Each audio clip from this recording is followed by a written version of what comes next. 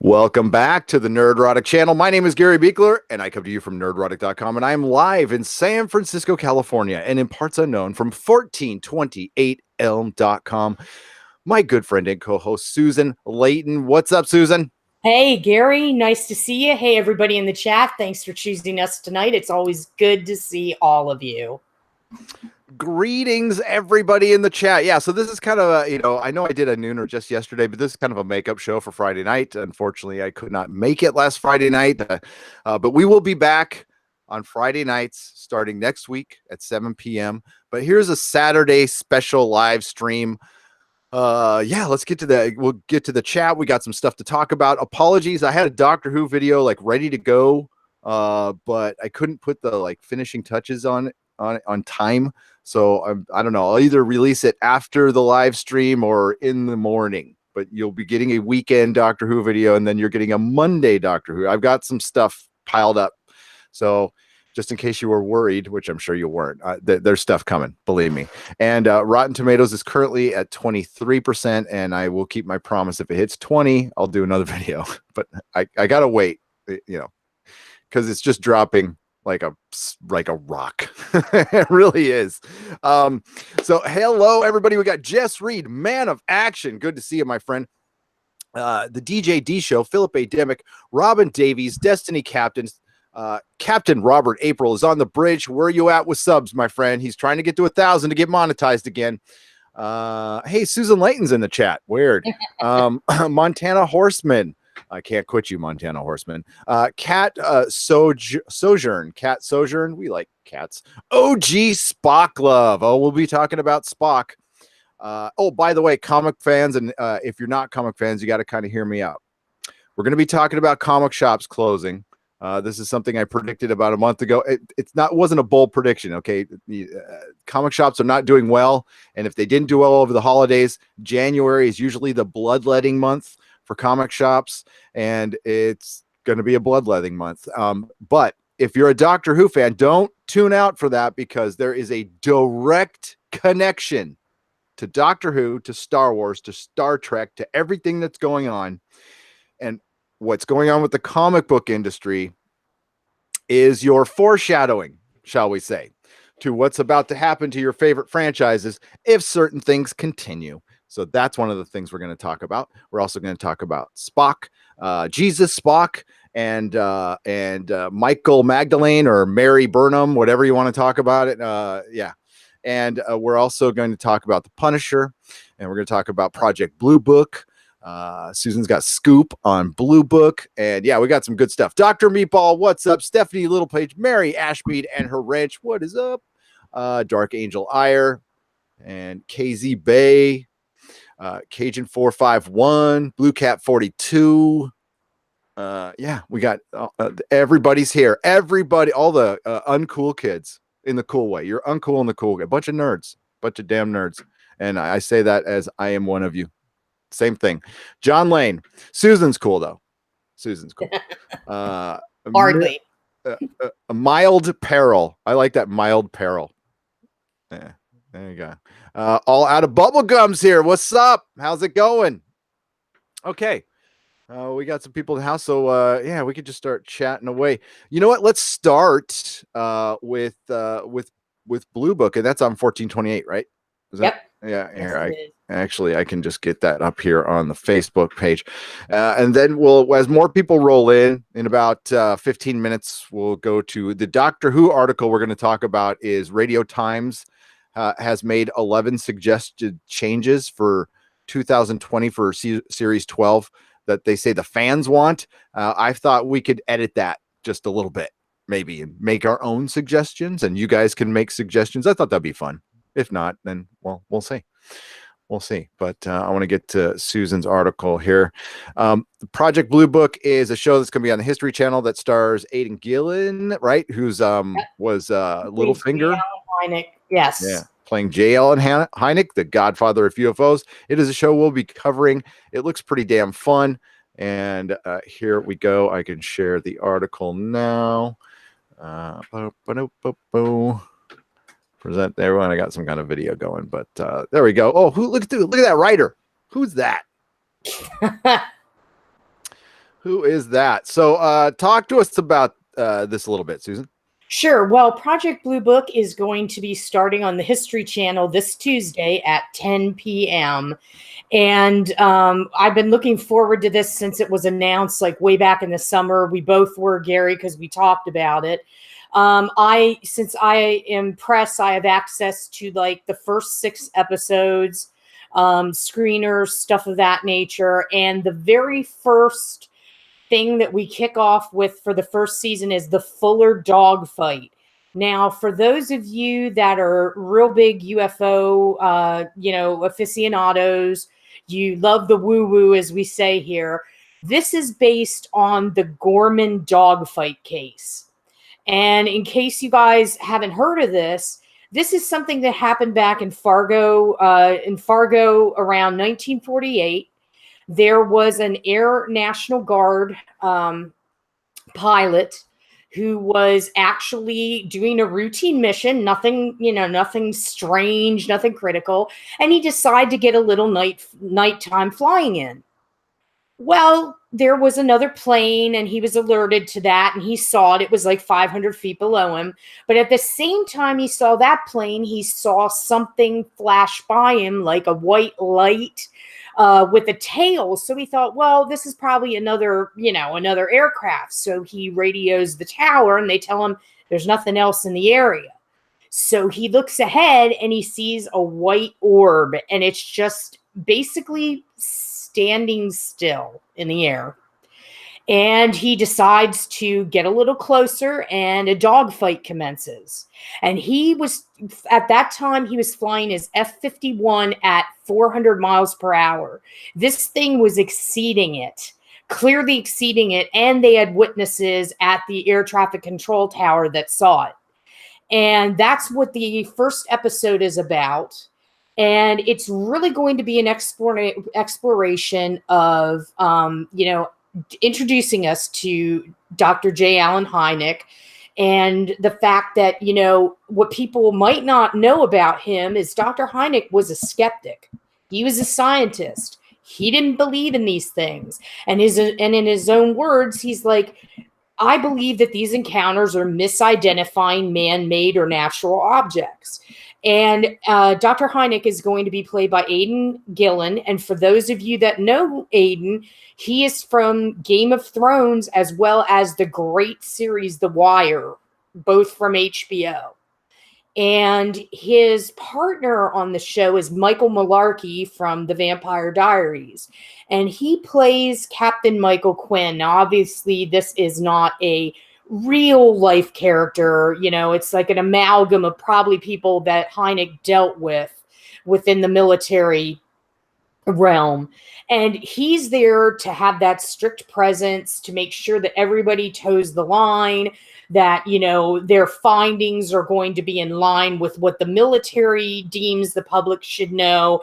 So we're going to get set up for this little bit of conflict, and we're going to be left wondering, at least I am, because I haven't seen the screener yet. I'll watch that probably tonight or tomorrow. And it's, we're going to wonder, is Hynek going to believe this case or is he going to debunk it? And all of the 10 episodes are taken directly from actual case files. And an interesting statistic that I found out is out of the thousands of cases from 1952 until 1969, when Blue Book ran, 700 of those cases remain things that we can't explain. So this is what you guys have to look forward to. I can't wait to start reviewing this with Gary. It's going to be great. It's going to be a lot of action. If you've seen the preview, you can check out also the video that I have, which is kind of a brief overview of things that you'll see. Yeah, I think it's going to be a hit for the History Channel. Let's hope so. And yeah, a reminder, this is the guy who invented the term swamp gas. Yeah. So he also gave the encounters too. Yeah. Well, he was in Close Encounters of the Third Kind at the end. smoking his pipe, which is a beautiful movie. It's a great movie, one of my favorite movies of all time. And yeah, again, the godfather of ufology. And I can't wait to cover this at all. And what's going to trip you out is some of most of the stories they're going to cover are going to be they're going to really focus on the fantastic ones, so the ones they really can't answer. That's at least that's what I heard. They'll probably debunk some. They'll probably mix it up. But they're gonna, they're gonna be dramatized quite a bit. But they are based on, especially, I don't know if they're like redoing the just what the witnesses said they saw, but it's gonna be pretty fun. It's going to be pretty fun, and you'll see where this stuff comes from, and you might get blown away a little bit at how much the government can't explain and how much is actually out there and how weird this phenomenon is. It's bizarre. Well, and that's why I'm such a fan. Well, what I like about it is, for those of us of a certain age, and Gary, you'll probably remember this show, on NBC, there was a show that ran for like a heartbeat called Project UFO. And It was based on Project Blue Book. And that's kind of why I got excited, because I remember that fondly from my childhood. I remember that. And you mix that in with In Search Of with Leonard Nimoy. And that made a generation of, Bigfoot believers and UFO believers, and that's why the Exozone appears on this. I believe the next one will be next Sunday. Everybody, next Sunday, yes, with Doomcock. So, Rob Strayer in our chat, he told me a little story on our Facebook page that he actually met Dr. Hynek. Oh, awesome! Yeah. And he said he was a very nice man, and they kind of geeked out about UFOs, and there was so much he wanted to talk to him about. And thanks for that story, RD. That was great. It was a wonderful story. Mexi Man and Cheese has given us $2. Is who always 2 years apart, or is this odd?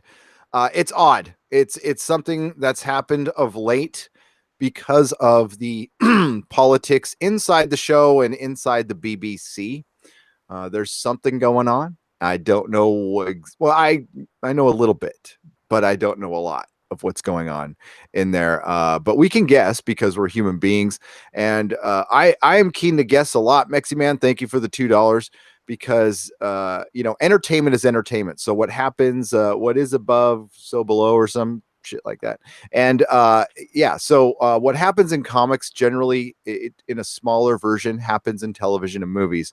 And I was in and around the comic book industry for a decade, and I did a little time in Hollywood too. And you start seeing patterns develop with shows. Doctor Who's no different than anything else that's going on right now. There's probably some infighting with the direction of the show. There's probably some management that wants the show to be one way, and the creatives want the show to be another way. And I know on the outside it looks like they're all a big united front. Well, it's supposed to look like that. And maybe all these politics in the show is actually pissing off some of the creatives. Not all of them.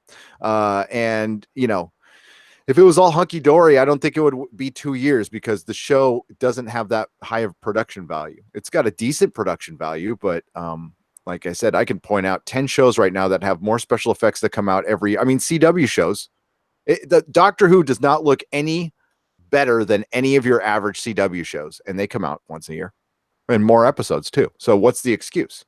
I know they don't have the budget of those, but we are also told that it's got, and it does. It's got millions and millions of viewers worldwide, so it should have the budget.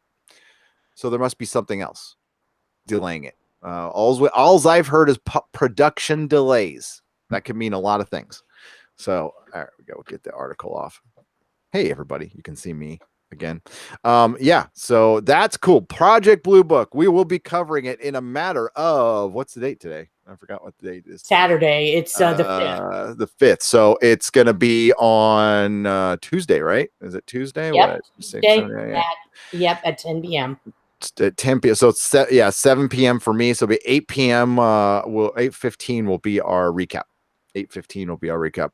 By the way, if you're new to the channel, we do usually we do our recaps live, within minutes of the episode airing. So it's visceral and it's like a TV party. So it's like we're at your house, we're raiding your fridge, we're making this is going to sound old. We're making long distance telephone calls, and and we're doing terrible things to your bathroom, and we're talking about the TV show. So there you go. Thank you for the super chat again. So we've got a lot of people in here, so screw it. Let's get to oh wow, we just got another one. Mighty Balzac, $5. Jesus, thank you. And a little nod to Spaceballs. Your channel has taken off so fast you've gone to plaid. I've gone to plaid. Awesome. Yeah, it's crazy. Mighty Balzac. By the way, of all, holy crap, Silhouetted Animator, $5. First hearing Project Blue Book. I immediately thought Project Blue Line, the promotional train VHS for the Ninja Turtles. Okay. No, nothing like it. You've never heard of Project Blue Book, Silhouetted Animator. Are you young? You must be a younger person, maybe. Hail Robot Rob Shlomo. How's it going, man? Balls, says OG Spock. Speaking of which, we must be making getting somebody's attention because our videos are started to get like permanently demonetized. Which never has not happened on this channel. I have not one, but I've like every review has come back okay, like every single one until recently. Now, one was Jodie Whittaker, giving the people the bird and the thumbnail. That might have something to do with it, but I'm not going to change it because I like that picture. And the other one was the Orville. And I think it was because of the subject matter. I'm like, well, wait a minute. Okay, so if it was okay to air on Fox, a network that had commercials, I just talked about it. I don't know if it was something in the chat, but whatever. That stuff has never happened before, but there's a lot of things happening that's never happened before. But again, the Orville review got you demonetized? Yeah. Oh yeah. Just for that episode, though, just for the video. It's no big deal. It really isn't. I mean, it's just for recommendations. I worry about it, but not for the actual money at all. I'd love to hear a review of Happy and Final Space. Well, Mild Peril, just dig a little deeper in the channel. We have reviews of every episode of Happy. UK fan and love your channel. Keep it up, Gary. Thank you, Mild Peril. If you go search our playlists, there is a Happy playlist, and we reviewed every episode, and I will be reviewing it. Mild Peril, I'm a friend of one of the people who created that show, so big fan, and it turned out to be great. So I actually show up in the comic books too. Dr. Meeple, people don't forget how badly Netflix likes to mangle a good number of its reboots. The Death Note live action, yikes. Yeah, well, yeah, that was you're 23, you're very young. It's okay. We like that's cool. That's all good. So Project Blue Book, look into it. Silhouetted Animator. It started out as like a BS operation. It was supposed to debunk everything. That's the whole thing, is the Air Force. It was a project to hide because the Air Force still investigates UFOs to this very day. They just don't do it openly. It was basically to get the public to shut up, because it was like, as big, UFOs are still big now, but in the 70s, it was like the Beatles for a little while. It was just on everybody was talking about it, and it was like a public obsession. And it was, help too, with Chariots of the Gods and the documentary that they put out. Yep. Which is excellent, by the way. So good. And Von Daniken was a genius. You just put a question mark after everything, and you can't get sued. You can't like anything. He invented clickbait, Eric Von Daniken. Yes. It's because of the episode, because the title of the book is Chariots of the Gods. Maybe that's what we should start doing. We'll just add a question mark next to everything that you tag this video. Like Doctor Who? Doctor Who? Well, you did it with Spock's feet. Yeah, I do it all the time. I do it all the time. What's up? SBG, how's it going? Aeon Underhand, how's it going? Have you come? We have come for your beard. Oh, gotcha. No. When does the episode of Creature Feature come out? It comes out at the end of January. Oh, geez, Spock love. So, yeah, the reason for all the shuffling of schedule was I appear on a local TV show at KOFY called Creature Feature, and they specifically wanted me to talk about Doctor Who. I was like, do you think maybe they just saw that I got a couple subscribers now and they didn't really watch my no, he watches the videos. So what's up, man? And yeah, he knows what's up. And that was really cool. So yeah, it's on YouTube. And if you go to our channel page and look to the right, you'll see Friends of Nerdrotic, and you'll see Doomcock and Creature Features. And yeah, the Creature Features right there. Go subscribe. They watch awful B movies, and it's like, yeah, it's your old timey Creature Feature show. Every big city had one. Down in Southern California, we had Elvira. And who did you have in Philly? In Philly, we had Dr. Shock. Dr. Shock. And then there was what's the guy's name? Spanguli. Yeah. Yeah. So like every town, like every big city had one. So yeah. I think even San Diego had one, but I can't remember.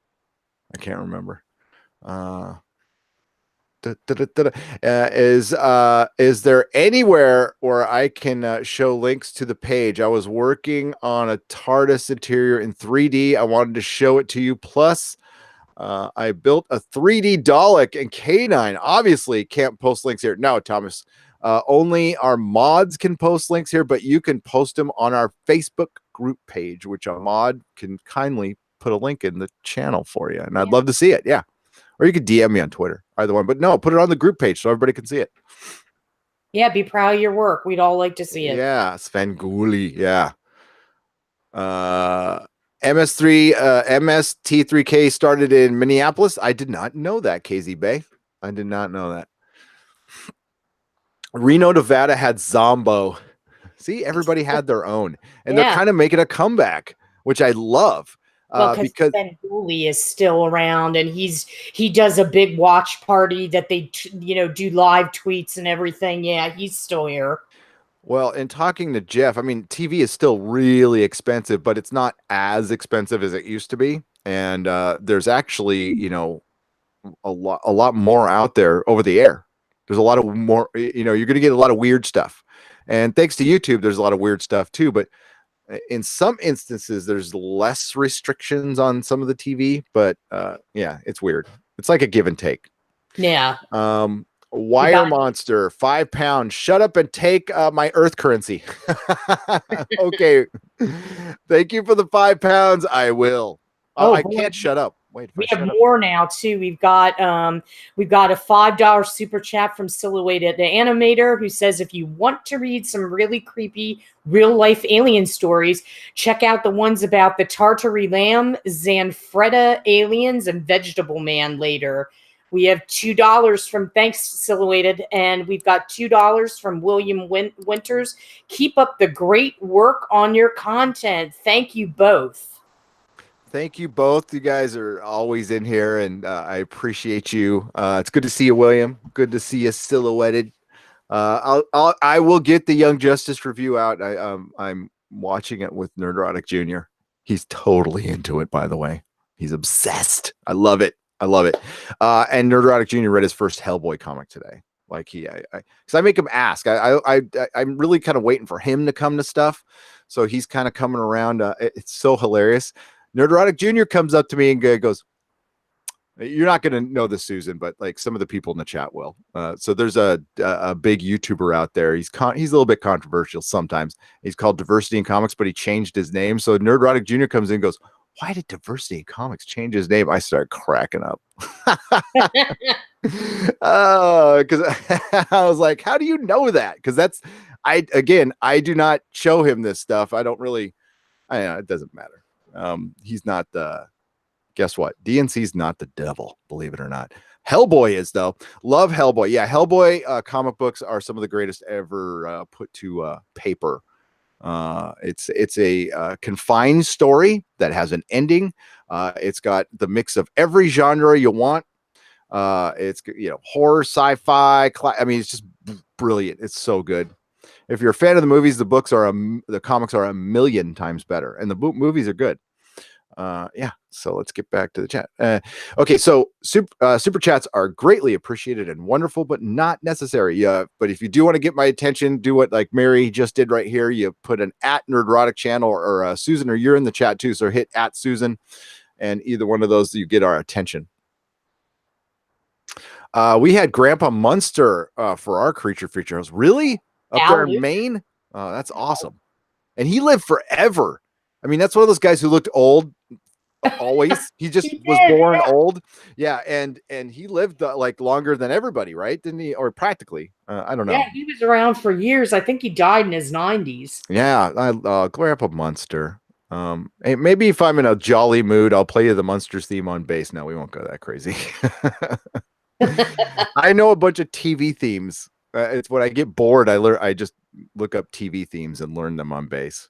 Because now before there wasn't bass tablature for everything, but now there is. Like I can play Game of Thrones, all kinds of stuff.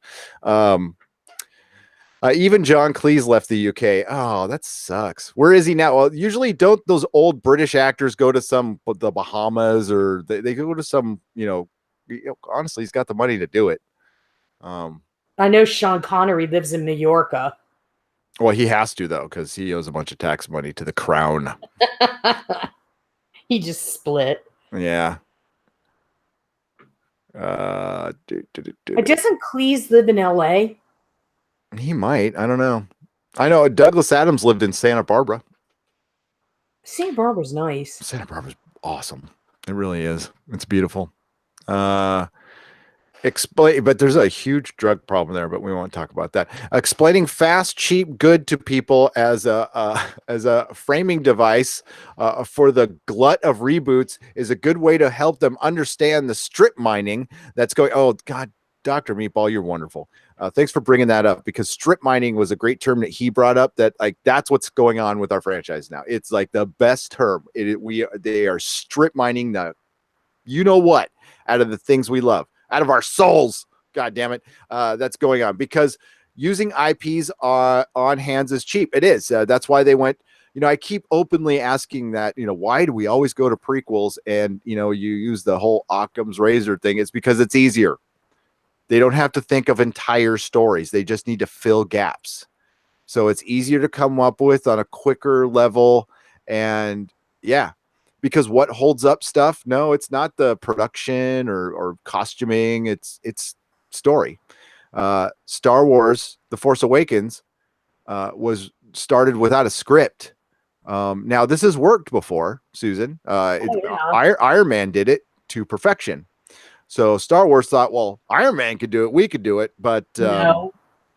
Yeah, I mean, you shouldn't really start without a script for something that is an established franchise. That's just how I feel. It sounds like a really obvious thing to take. Like when you get up in the morning, you should put on pants if you're going to go outside. Right. But this is Hollywood, so I'm not sure. I'm not sure. Here we go. We're going to pull up the article, the Doctor Who article. I just thought this would be fun to, honestly, I just scanned it. Here we go. Well, and they won't listen to it. They'll probably read it and they'll just, get tossed, because F the fans.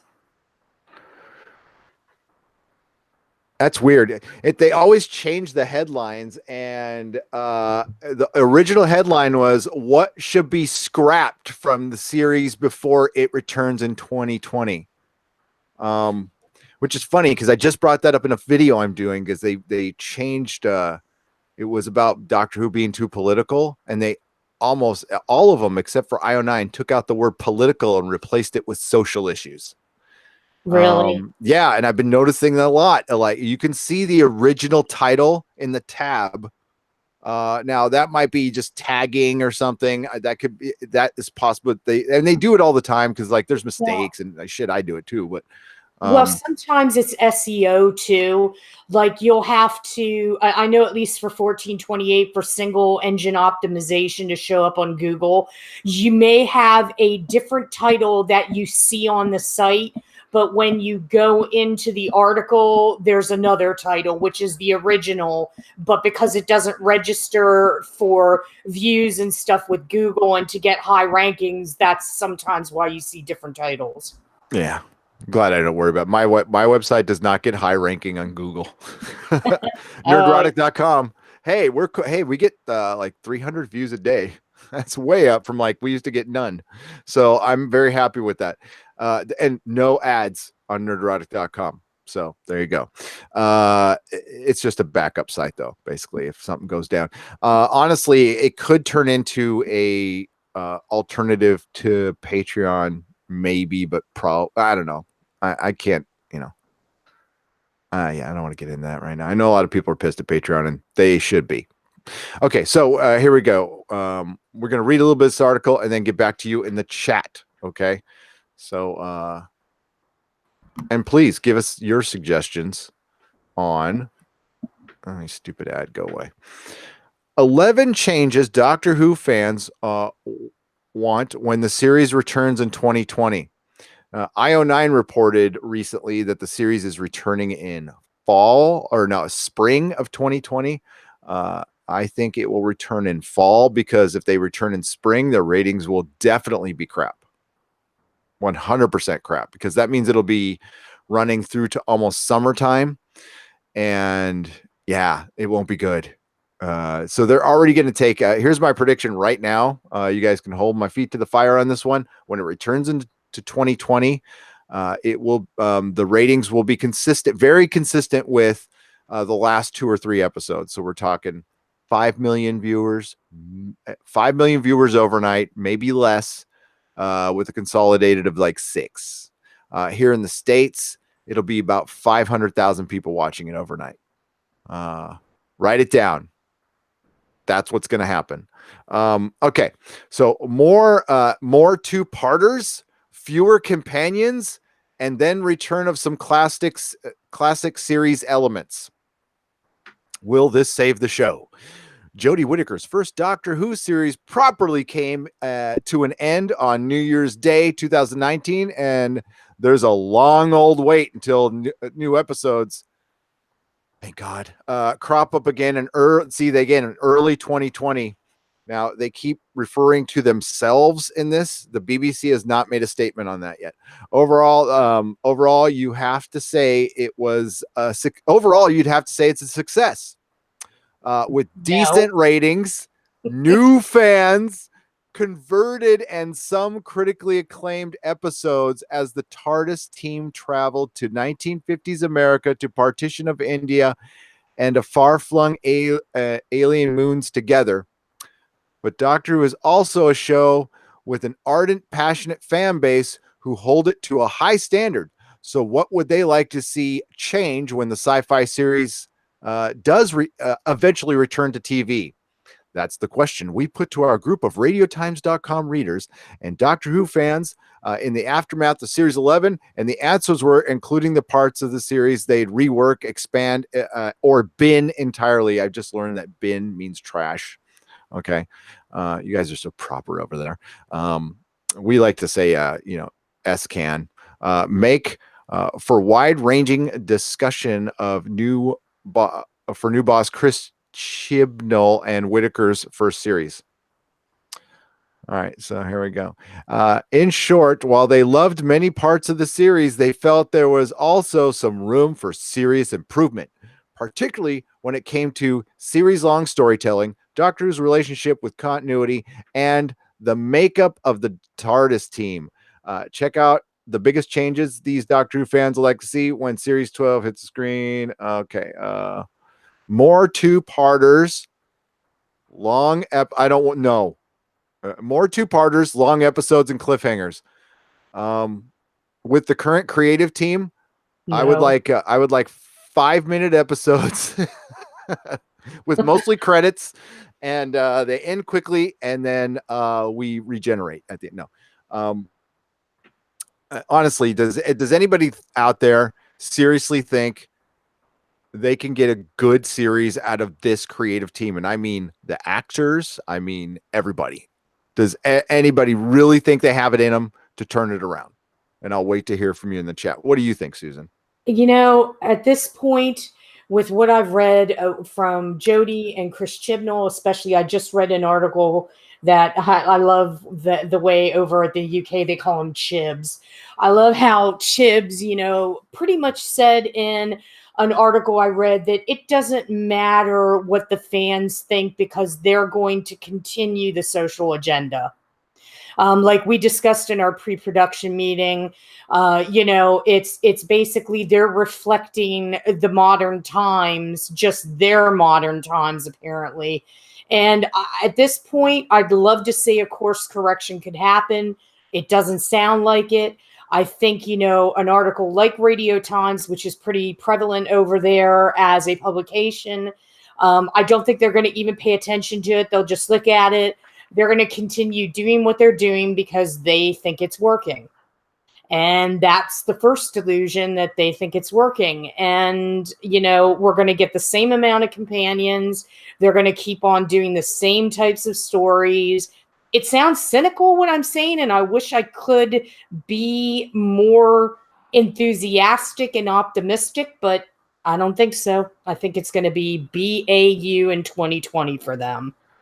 Yep. And before I even continue reading this article, I'll just real quick just sum up how they could have made a female doctor work and win most people. You were never going to win everybody over. They knew that, but you really alienated way more people they intended to do. And they did it unnecessarily because they got too heavy with the politics. What I would have done if I was put in charge of a female doctor, and I had to do it, I'm like, okay, fine. All right. So I would get a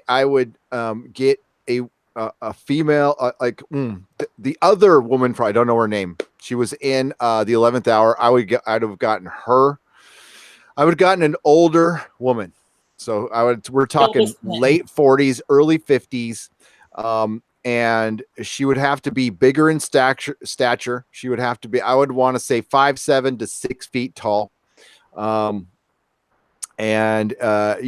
first thing I would screen test her for is gravitas, charisma, and the ability to intimidate, but not intimidate physically. Okay, intimidate mentally. And I would have gone a lot harder with what we love about Doctor Who is Doctor Who thinks himself out of situations. He doesn't pick up weapons or anything, and isn't cutesy pootsy about it. And I would have gone away from anything that would have been stereotypical female, like empathy and stuff like that. I would have gone away from that completely. Here's something that drives me bonkers, and I didn't mean to cut in, but it goes along with what you're saying, is that for all their pretense about, oh, she's a female and this is a new Doctor Who for a new millennium. Well, then why didn't she figure out the damn TARDIS? That's just lining up with the stereotype of women as bad drivers. And the first thing she did was, she push the button and destroy the TARDIS. That absolutely was the dumbest move you could have made.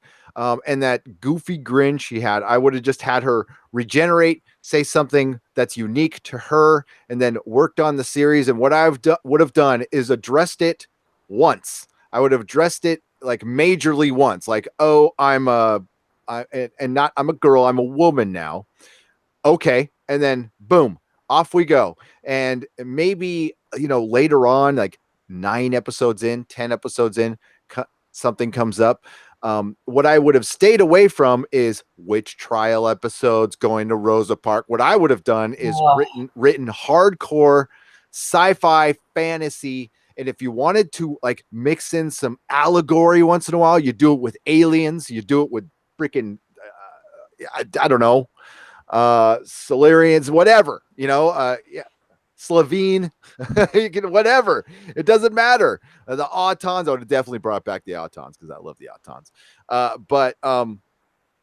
I would have, and I would have brought in everything familiar. everything familiar. I would have ended with the Daleks, and not Stephen Moffat stuff. I mean, old school villains. I would have gone straight up. All my villains are going to be from the original series, and we're just going to make it feel as Doctor Who as we possibly can to ease the transition, and not alienate my old. Do everything to satisfy my old fans who have been totally loyal to us and carried this series forever, and then relied on them to have the word of mouth, and the shock factor would have had everybody watching anyway. And guess what? You didn't retain that audience. You completely fucking failed. How you achieve that is you don't talk about politics. You stayed as far away as possible, and you just tried to be fun and entertaining. So I would even say I would have taken what DC did with Aquaman is what the BBC should have done with Doctor Who. Is we're just going to focus on being this character, and we're gonna play to the base. We're gonna play to the base right now, and that's what DC did to almost perfection. They didn't reinvent the wheel. It wasn't going to win any damn awards, but that's what they wanted. See, they wanted to get notoriety and awards because I think I know deep down, because they did the research. They knew this was going to happen. They absolutely knew this was going to happen. And maybe they felt like their backs were against the wall and they had to do it. Okay. There was a way to do it without pissing off half your fan base, because nothing is a success if a majority or even a large portion, that's not a majority, let's say 40% of your fan base is pissed off. That's a failure. That's a total failure. If I was running a comic shop and 4 out of every 10 customers were pissed off, I'd be out of business. Luckily, you have taxpayers saving your ass and some merchandising rights and 55 years of other stuff you can sell. By the way, there is a Twitch stream going on after you watch us that's showing Classic Who right now. That's awesome. And that's thanks to Amazon, by the way. That's thanks to Jeff Bezos. Cool. So yeah, that's what I would have done. Sorry, that was a pretty long sum up there, but I would have played to Doctor Who's strengths and not touched any of this stuff. I would have stayed away, far away as I possibly could from anything political. And you know what? You would have had a grateful fan base, because if you keep pulling off this in these times bullshit, you know what? If they are really hard times, you know what people really love? Escapism. You know, there's certain movies that did really well during really bad eras of time. Great example, Spider-Man. Sam Raimi's Spider-Man was a hit because of 9/11. That was partial. Yeah, it was a big part of it because it was the first blockbuster to come out after 9/11. The country was feeling like shit, and they just wanted something fun, and Spider-Man delivered and a hero. Tons of it. It delivered. It really came out at the perfect time, and it had a lot to do with that movie being a massive hit and actually doing something to make the country feel better for a minute. You know, that was it. That's why escapism is important. Okay, we'll get to the article now. Sorry. You know, on our podcast group on Facebook, one of our lovely members of the group posted, or I actually posted it for them, is a Tracy Ullman video where she talks about what's going on and social justice warriors. And she has 2 really great videos. And one of them is a support group for millennials that can't find joy in anything. And they were given an assignment to watch Friends. And the one girl's like, well, I found Friends problematic. I just was on the floor. I'm like, oh my God, this is so timely, so funny. Good for her. And we're hearing more and more comedians. It's the comedians, the ones who are powerful, that really need to come out and start defending this stuff. We've had Jerry Seinfeld come out, and we've had Stephen Fry. I have it in my video. It's a beautiful argument against the whole thing, because it's not about politics. It's about being right. It's a personal issue. It really is. God dang. Okay, so one of the more I'll try to get through this. I don't think I'll read every single word of this. The TARDIS team had a great run. They did 50-minute episodes. Those were long enough. God, they felt 3 hours long. Am I wrong on that one, guys? No more 2-parters. Long episodes sounds like an awful idea. Cliffhangers, okay, yeah, maybe. More Daleks and old monsters. I think we can all agree on that. There's nothing wrong with that. Returning characters. I think we will get this. This one's important. We're going to read this one because this one I think you can, I promise you. And it wasn't just familiar enemies and fans wanted, people wanted this in the Capaldi era, and I think the Capaldi era could have benefited from this. And I still need to hear a good explanation from somebody why Captain Jack has never brought back when John Barrowman, dude, I follow the guy on Twitter. I follow the guy on Facebook, and or I don't know if he's on, well, maybe he was on Twitter. Maybe it was just Facebook, or Instagram. I get them all mixed up because I'm old. He was on Twitter. He's been saying since 2012, I want to come back to Doctor Who. And he's never wavered from that. He said, I'll come back anytime. He had an agreement with the creators of Arrow that he could have come back at any time. They didn't bring him back for the 50th goddamn anniversary, which was, I don't know. The only thing I can think of is they think he will outshine the Doctor. I don't think he would have done that with Matt Smith. Maybe with other things, maybe. I don't know. And it wasn't just familiar enemies and fans. We asked for Series 12. Tips wanted to return after a year that largely kept Doctor Who continuity in the background. Many of those who responded wanted plenty more comebacks in 2020, especially former companions who could react to the 13th Doctor's gender change. I hope some of you out there got caught why I'm reading this article. For one, it was brought to my attention on Twitter. Thank you. I got to think, it's Just Plain Joe. It's Just Plain Joe sends, you guys send a lot of stuff. And I use it for material, and I thank you. And believe me, I will give you all the props in the world. And it really helps. So keep it coming. Keep it coming. So the reason they're running this is Radio Times. It's not owned by BBC, but man, they have a really close relationship. They get all the most of the Doctor Who scoops. They get the articles first. That are from the BBC. So I think it's a good relation. There are some tabloids that really give Doctor Who the business, which I'm appreciating right now. I used to hate them, but you know, sometimes the enemy of your friend or whatever. And I think they're running this stuff up the flagpole to see who salutes. I think it has something to do with the production delay. I think there is a course correction going on. Will it help? I honestly don't think so. Not with current staff. And I mean like actors too, unless they change out the actors. Yeah.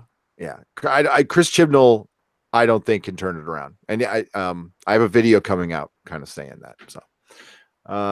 So Captain Jack coming back. Well, that would at least get me to watch. River Song. No, because River Song was ruined towards the end. She kept on like, I don't know.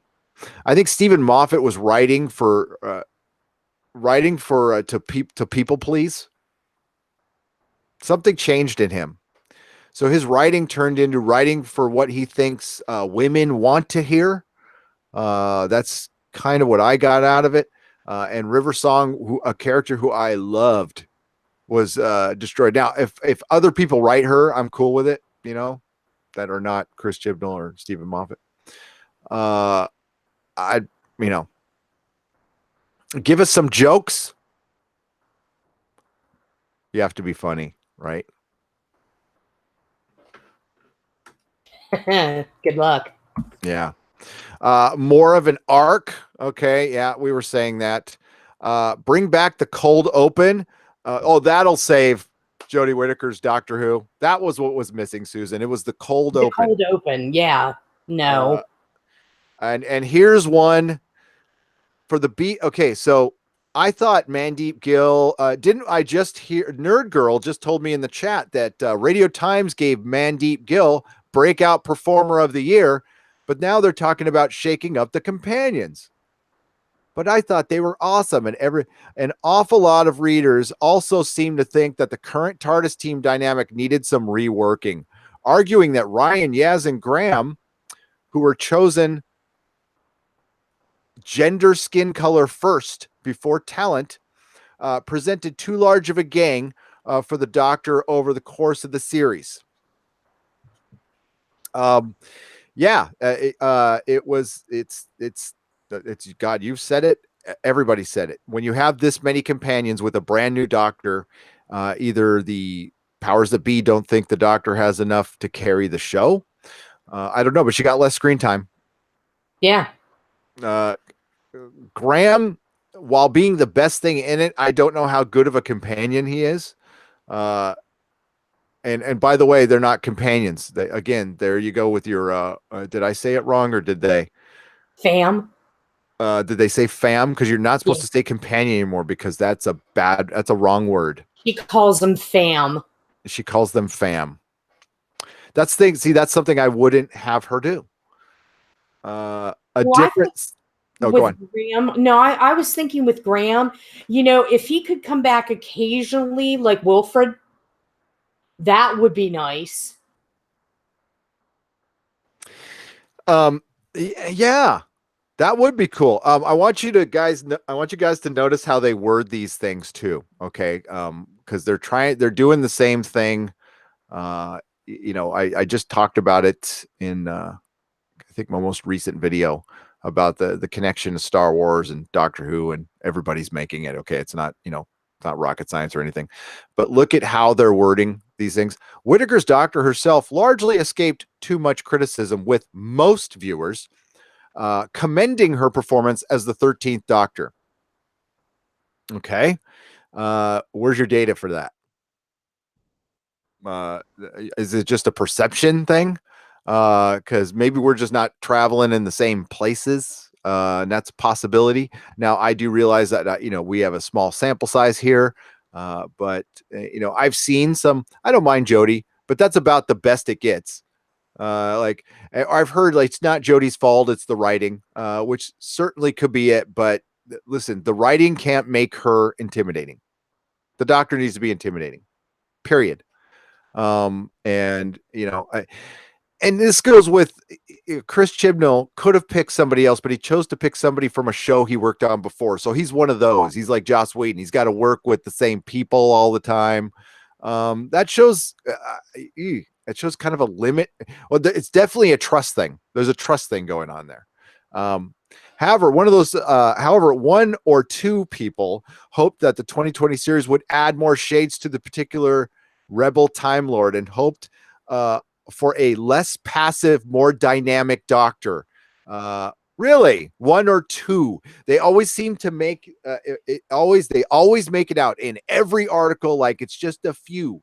Some people say they always go, well, some people say that the show's politically correct, but many believe that the show was always based on politics, which is bullshit, by the way. It's not. I love it in that Matt Miller article that was in Esquire, the 20 something who was telling me that Star Wars was built on progressiveness or whatever. And I'm like, what are you talking about? No, it was about spaceships and laser swords and stuff and wizards, space wizards. Jesus Christ. Okay. So yeah, it's same old, same old. So what we're seeing slowly is the media coming to terms with the fact that this thing wasn't good. And now they got a bunch of egg on their faces because maybe some of them thought it was guaranteed to be good, kind of like with Star Wars. And there was no way in hell they could criticize the first female Doctor because she's a woman.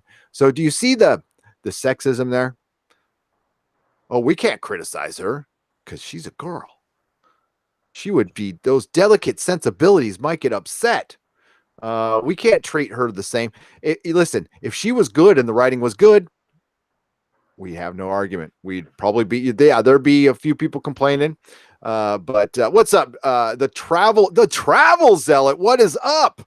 Hi, Gary. I am one of Doomcock Legionnaires, and I wanted to stop by and feed the meter. Any friend of Doomcock is a friend of mine. Love your show and hope the new year brings you and yours much happiness. The Travel Zealot, it is an honor to have I'm a fellow Legionnaire, my friend, to have you in here. Thank you for the 100 Hong Kong dollars. It is a pleasure having you here, and have fun globetrotting. And the Travel Zealot has a website, like a blog, right? So please check it out. I think it's man, Dude, you're living the life. You are living the life. Let me get to some super chat. Susan, why don't you read some chat? Sure thing. Let's see here. I know we have quite a few questions here. Oh boy, I got to catch up on some super chats too. Hang on a second. I was going to my rampage there, and then we'll start. Sure. Apologies there, and apologies to everybody in chat. This came back at 5:56. Ooh, I've been rambling a long time now. I can, you know what? I had a lot of coffee today, but I can really get going when I need to. Okay, William Winter, Star Trek needs show post. The Star Trek show needs a TMG time period. The Star Trek show post. They need a show. Okay, Star Trek needs a show post the TNG time period. William Winters, $2. Completely agree. Actually, Anti-Trekker thought of a way you could do that without advancing the technology too much and making them godlike. I will try to find the video and put it in the description. It's really good. It's really good. We are friends with the Anti-Trekker here, by the way. Mighty Balzac for another $2 BBC could borrow an MIB neuralizer and use it on us. That would be wonderful, Mighty Balzac. That would be great. Hey, Chris Chinballs is here. He's in Canada. Canada. $2. The biggest change I want is good stories. Oops. All out of bubblegum. $2. Annie Lennox as the Doctor. Oh, that. Well, you got. I mean, I haven't seen her in a while, but something like that, yes, absolutely. I think that's. I like that all out of bubblegum. Somebody like that to that effect. All out of bubblegum one more time. I think someone who would have been awesome as a Doctor would have been David Bowie. Am I wrong in that? No, you're. That would be. Oh, dude, for like a movie or something. Yeah, that would have been so good. Even. I mean, like at any age, like I was going to say, if he were still around, he wasn't that old. And then of course the Travel Zealot. Thanks again for the super chat. Okay. Pick some chat there, Susan. Sorry about that. Sure. Rod Strayer. Gary, if you had the power, would you clean house, including all the casters? Is there anyone you would definitely keep? I would give much respect to Bradley Walsh for doing a yeoman's job in this, but no, I would completely clean house. I'd definitely redo that TARDIS. For one, it's too, the color palette on it, it's fine, but it's just too dark, and those big crystal shards. And with the first female Doctor, I would stay away from absolutely anything that looks phallic. I wouldn't make anything look phallic. As a matter of fact, I might even radically change the sonic screwdriver to look more like the phaser that attaches to the actual phaser, something squared, maybe. I don't know. I would have done that. I think they weren't aware enough not to do that. It's just a weird choice. It's kind of like naming Star Trek Discovery. It's just, though, I don't think they thought it all the way through. They don't know the mind of a fan, which is we're fans. The new intro is stupid, and there's some weird shapes in there. Well, I told you all about what that is. Yeah. I agree with you. I think it kind of looks like a birth canal. Yep. Yep. And there's definitely the female symbol in the name, in the title, and it wasn't a oopsie. Oh, did we do that? Sorry. Yeah. In addition, there should be the audition should be reading the speech at the end of the 11th hour and the Pandorica speech. Jody could not cut that. Nerd Girl, those are good speeches. You're absolutely right. My audition would be I would pick an old episode. I got to think about that though, because so many of them were serials. But I would have him do a read of Dalek. Oh my God, Christopher Eccleston was so good in Dalek. That's such a great. And then we had this other Dalek, and then it was pointed out. A couple people, Mary Ashmead recently retweeted it. Like they straight up like, okay, so I'm going to say I'm 100% right with the female dog thing. They did it. I was joking. But they went out and did it. Did you see that tweet where it looks like the dress? Yes, Yeah, yeah, I was like, God, what? Really? yeah. Oh, there, William Winters, thank you. Zygon inversion speech. There's so many good old ones. There is so many good old ones. Justin Doyle just gave us £2 saying that he thinks that Christopher Walken would be a wonderful Doctor Who. Absolutely. Oh, that's it. That's it. You know what? That would be a good video. Like top 10 American doctors. Go full sacrilege on it, you know? Yeah. Oh, you think if a female doctor is bad, when she regenerates, she's going to be American next. Oh my God. It's going to regenerate with a sonic pistol. It's going to have a sonic pistol, and the TARDIS is going to be like a Camaro. And yeah. And he's that going would to be the end of that franchise for everybody. the doctor will come out like an American stereotype, like how, you know, like how Stephen Moffat saw us. So we're, you know, he has a cheese, you know, he's got a grill. The console's a grill where you can cook cheeseburgers, and Elvis is always on because we all listen to Elvis and we shoot stuff and we eat cheeseburgers all day, which is not far from the truth, to be honest with you. But 15 Shasha says, "Stop, you're scary." We'll get like, you know, well, we have to get somebody that's kind of muscle bound and ripped abs and everything to come in and be the new Doctor Who, the American Doctor Who. The American Doctor, and then and just like this, have this super hot companion. It'd be terrible. Well, you know, because we're all concerned about how everyone feels all the time. The new companion for the hot American Doctor Who would be John Barrowman. That's what he was, basically. That's what he was. There you go. I want Torchwood to come back, but I don't want the BBC to be anywhere near it.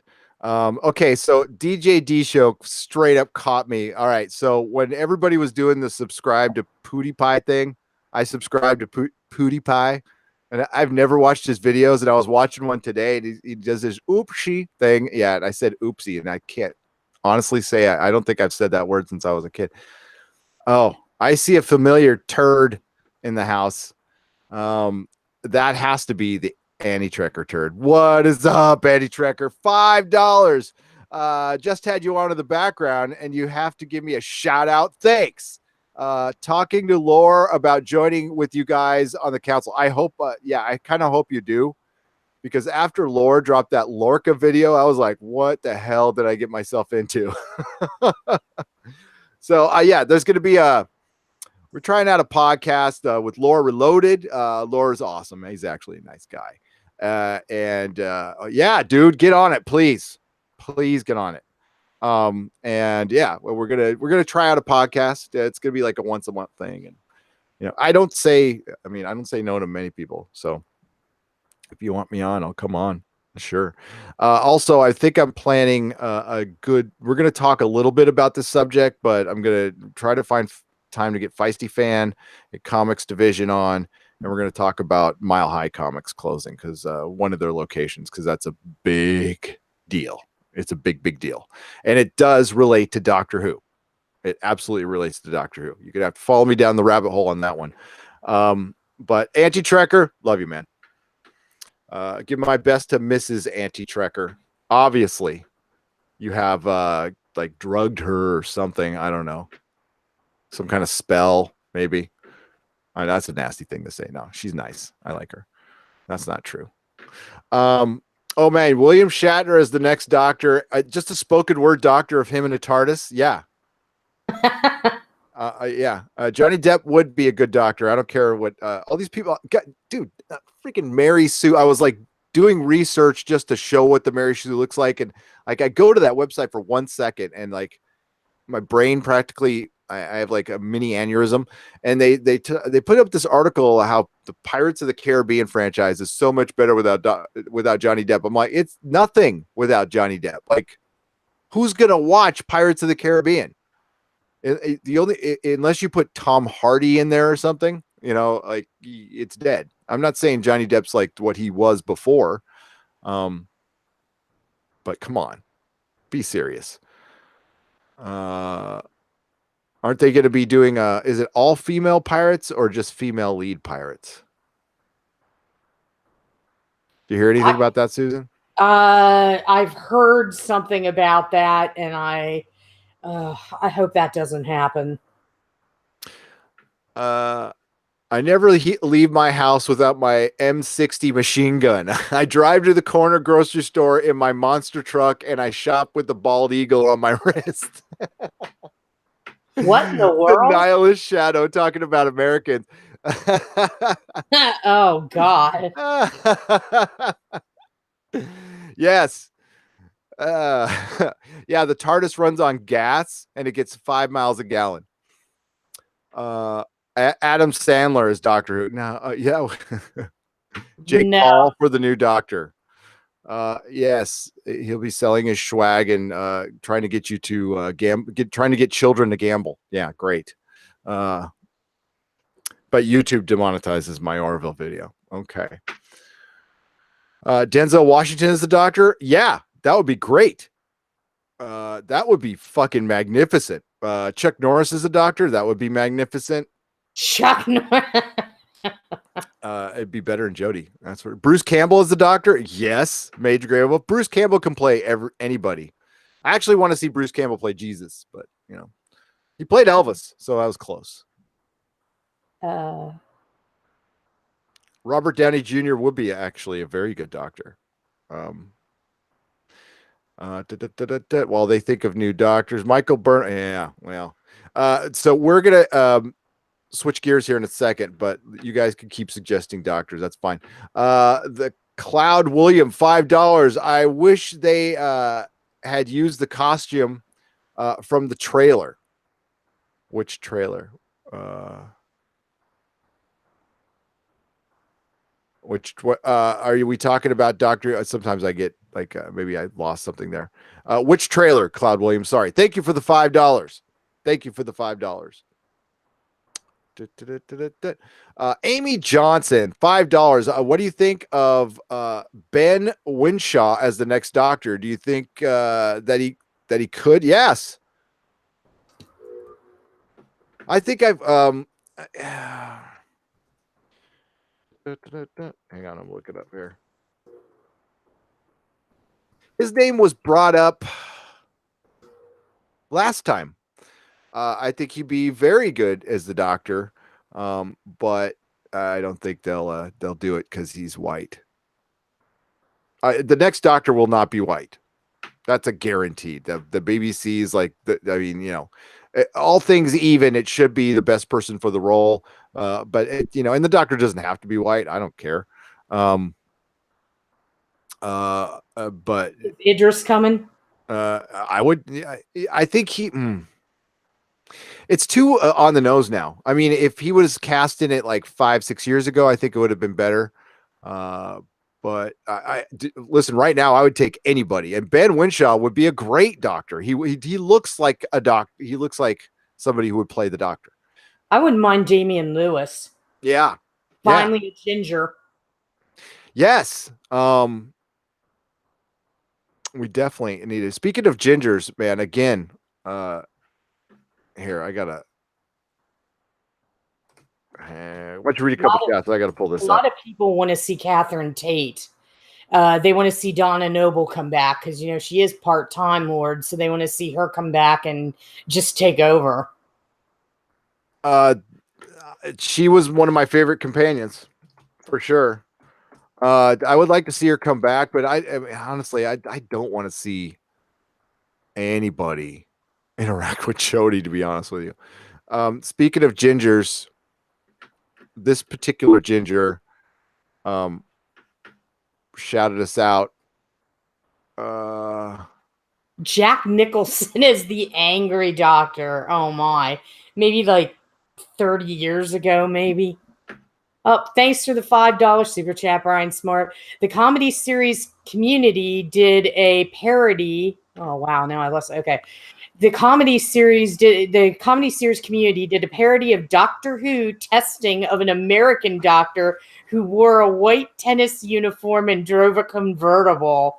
Oh my god, that's just horrible, but yet funny. Grumpy old Bob gives us $5. Been a fan for 45 years and I did not watch series 11. Have spent thousands on merch, but no more. Too old and tired to put up with the current crap. I hear you. Yeah. We all are. We don't have to be old, but there's a lot of people out there that are tired of it, but we keep getting it. Dennis Leary, that's interesting. That would be Yeah. So here we got on the screen, we got Dave Cullen. He's got a couple of channels. He's a big time YouTuber. He's been around forever, and he does good work. I like actually his vandalization of Doctor Who video was cathartic for me because he was like the first one that I noticed to say anything. This was about a year ago, more than a year ago, maybe. So I've actually watched that video like 10 times because sometimes I need to feel better about it. He shouted us out like proper on a recent video, and like the spike was noticeable, like really noticeable. So and like I have never talked to him before, but he said he watches stuff, so I wanted to just publicly say thank you. Thank you, Dave. You did not need to do that. I greatly appreciate it. You do good work, and it's an honor. So I really appreciate it. Thank you very, very much. Hopefully I can hit you back on that favor someday, man. So yeah, proper ginger right there. And yeah, thank you for the super chat, by the way. Who was that again? I need to. It was old Bob. Old Bob. Okay. Yes, old Bob. And yeah, fair warning, we like to keep it fun here in the chat. Now I'm okay. My wrenches know to kind of think the way I do, so I let a lot of stuff go. I do, but not everything's okay. Not everything's okay. So keep it respectful. And if you're doing on super chats, YouTube is really nuts with their super chats and how you word things. And you could be wording something like something sucks, and they'll take it out, and then they take that money and do with it what they wish. So I don't want you to waste your money. So if you want to get salty, you could give a super chat and then get salty, or just get salty in the chat. Try to keep it. I would say word it cleverly. And yeah, no like obvious. I mean, like there's certain stuff that will get you booted. So I don't want that to happen. I'd rather chat with you than not. But to my wrenches, thank you. Thank you very much. These things happen when you get a couple more subs, but the vast majority of you, like 99.99%, are awesome. And hey, listen, the world does need trolls. They serve a purpose in life. I fully support their existence. I do. $2 super chat. All out of bubble gum. David Hasselhoff is a doctor. Too much? Yep, too much. Sometimes I get desynced when I go from a picture and I come back. Is it been going on for a while? Have you noticed it, Susan? A little bit, but I haven't noticed it lately. Has it been going on throughout the episode? Because it's been kind of a problem. So yeah, no, I haven't heard any syncing issues at all. Are you able to see me? Yep, I can see you. Okay, so you can see me, and my words are matching with what's coming out of my mouth. Yeah, well, I'm also, yes, but what I'm also watching is I'm doing two things at once, watching this and watching YouTube. So the Google and YouTube multitasking.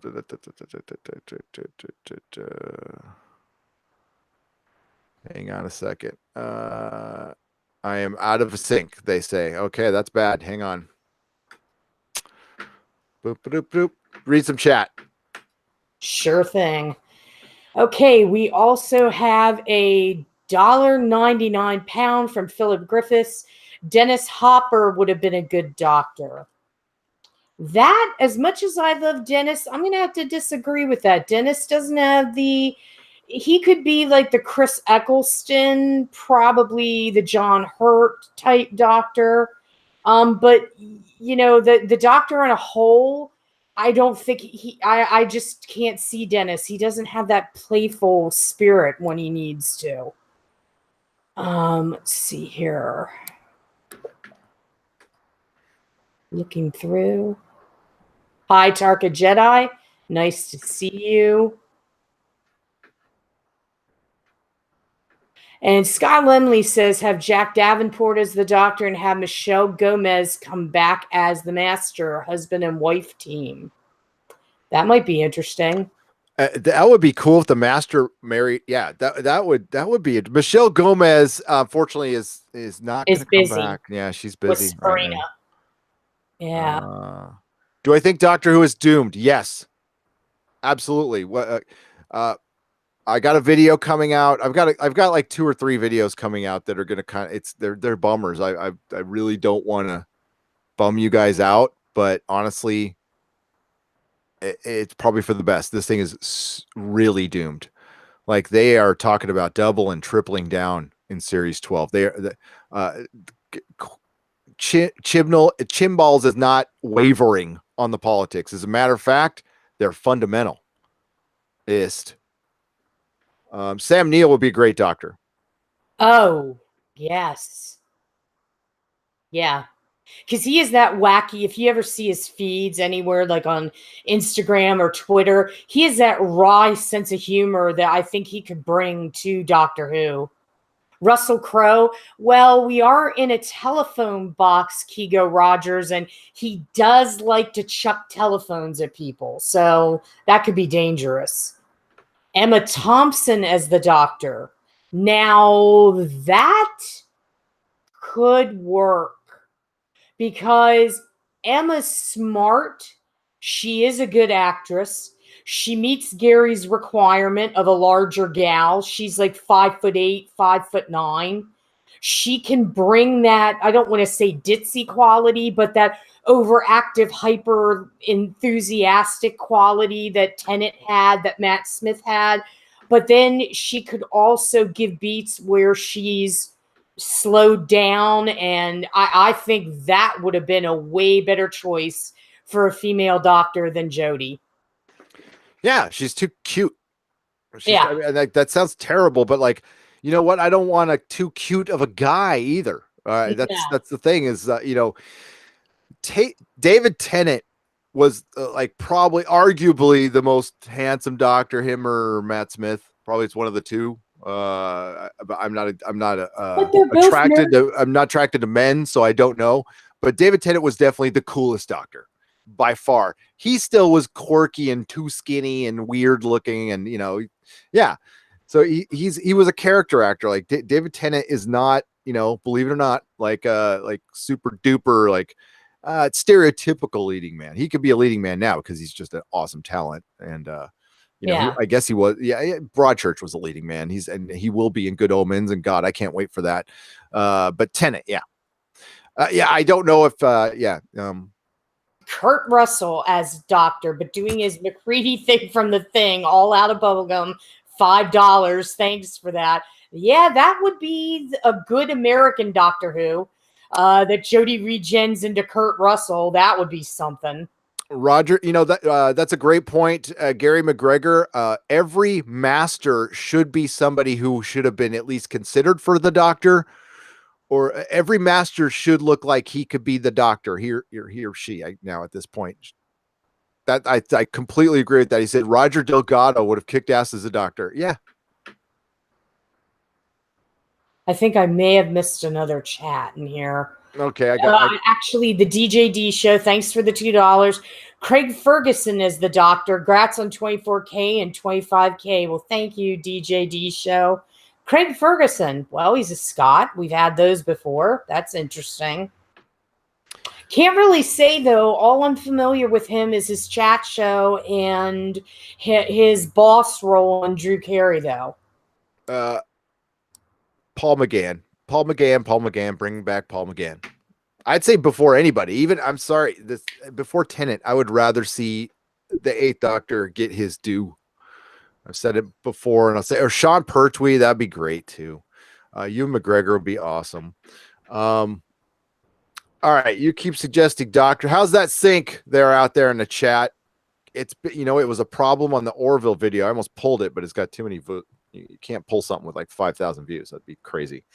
But if it's continuing to be a problem, then because I've got really expensive internet and it shouldn't be doing this, especially when nobody's on the internet right now. I hate to be the purveyor of bad news, but from what I'm seeing, it's still not syncing.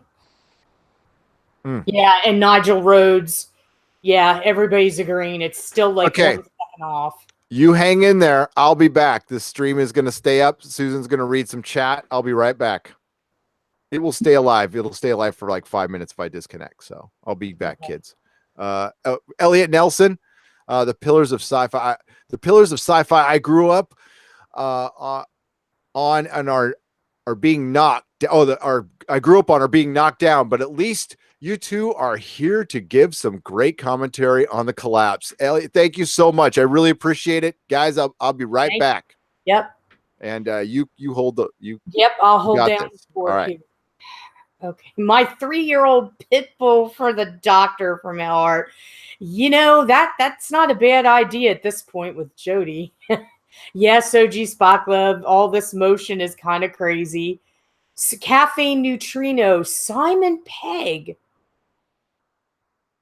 I actually think that could work. But unfortunately, I think Simon's a bit busy at the moment with other things going on. But yeah, that would have been an inspired bit of casting. What do you guys think in the chat? And Samuel would be great Doctor. Dr. Meatball, how could Star Wars Episode 9 salvage the trilogy? Oh boy, that is a long-winded answer there. If it can, at this point, I don't know. I mean, if I know JJ's taken back the reins, I don't know what he can do at this point. I don't know. I guess we're just going to have to wait and see on that one. And that's not even hopeful at all. Bob Odenkirk, wait, unsuspected leading man. Oh, that's interesting. Austin Woods is talking about Bob Odenkirk jokes about doing his leading man look. That is pretty funny. But, in all seriousness, like we were saying, we don't really need the leading man type for Doctor Who. Simon Pegg would make an awesome showrunner, Amy Just. Yeah, he would do that too very well, because I'm assuming, and I don't know, maybe you guys in the chat know, if Simon is a Doctor Who fan. He loves all sci-fi, so that could be within the realm of possibility. Let's see. Everybody's talking about Susan should be coming back. That would be interesting. Perhaps they should bring something like that back to make a connection or, a callback. Karl Urban as the Doctor, the Fanch. I don't know. I love Karl. He can do comedy, but he may be he might be closer to Eccleston, which isn't a bad thing. Let's see here. American female Amanda Tapping. That would be different. I don't know. For you Brits in the chat, would you, and now this is never going to happen, and we joke about it, but would you ever want an American, I mean, John Barrowman did, yeah, he obviously was there, but would you guys ever want to see that? I mean, that kind of goes against the grain. But then again, maybe that's what we need to do now. We need to think outside the box for this show. see here. Simon Le Bon from Duran Duran, Noodles McGee. Oh, Nick Rhodes back then in the 80s. Nick Rhodes, he may have been a more inspired choice. Kind of looking a little bit like John Sims, the Master, with all that guy liner on and everything. Some people want to see Chris Eccleston come back.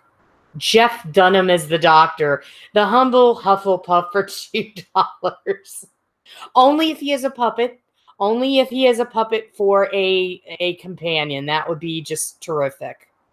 Just fabulous. Okay, I'm seeing a lot of Benedict Cumberbatch, or as I like to say, Benedict Cumberbatch. Yeah, he said no way, Captain Robert April. And I don't know, he's played Sherlock, and I know that's not really the same as... I know that's really not the same as Doctor Who. But right now, with his career, the way it's accelerating, I don't know if he'd want to take a step, not a step down, but a step back, so to speak, to, go back to the BBC and do something like that. Although that would be terrific. How do you guys feel about, Alan B. starred MP Bill Nighy as Doctor Who? Bill Nighy. I just got chills. Bill Nighy is Doctor Who. Yes, yes, yes. Even though he was on it as the curator for Van Gogh, even though he was a curator, that would be fabulous. Because Peter Capaldi was on an episode of Doctor Who. He was asked to be Doctor Who and turned it down. Really? Yep. Man, that's He didn't want to say who he turned. I forgot. He's told the story before. It's on YouTube. Hugh Laurie, that would be something. Hugh Laurie's been considered too. I think a lot of those people were considered. And why don't they approach them? That's what I mean. Maybe they think they won't bite because they're doing other things, but you never know until you try.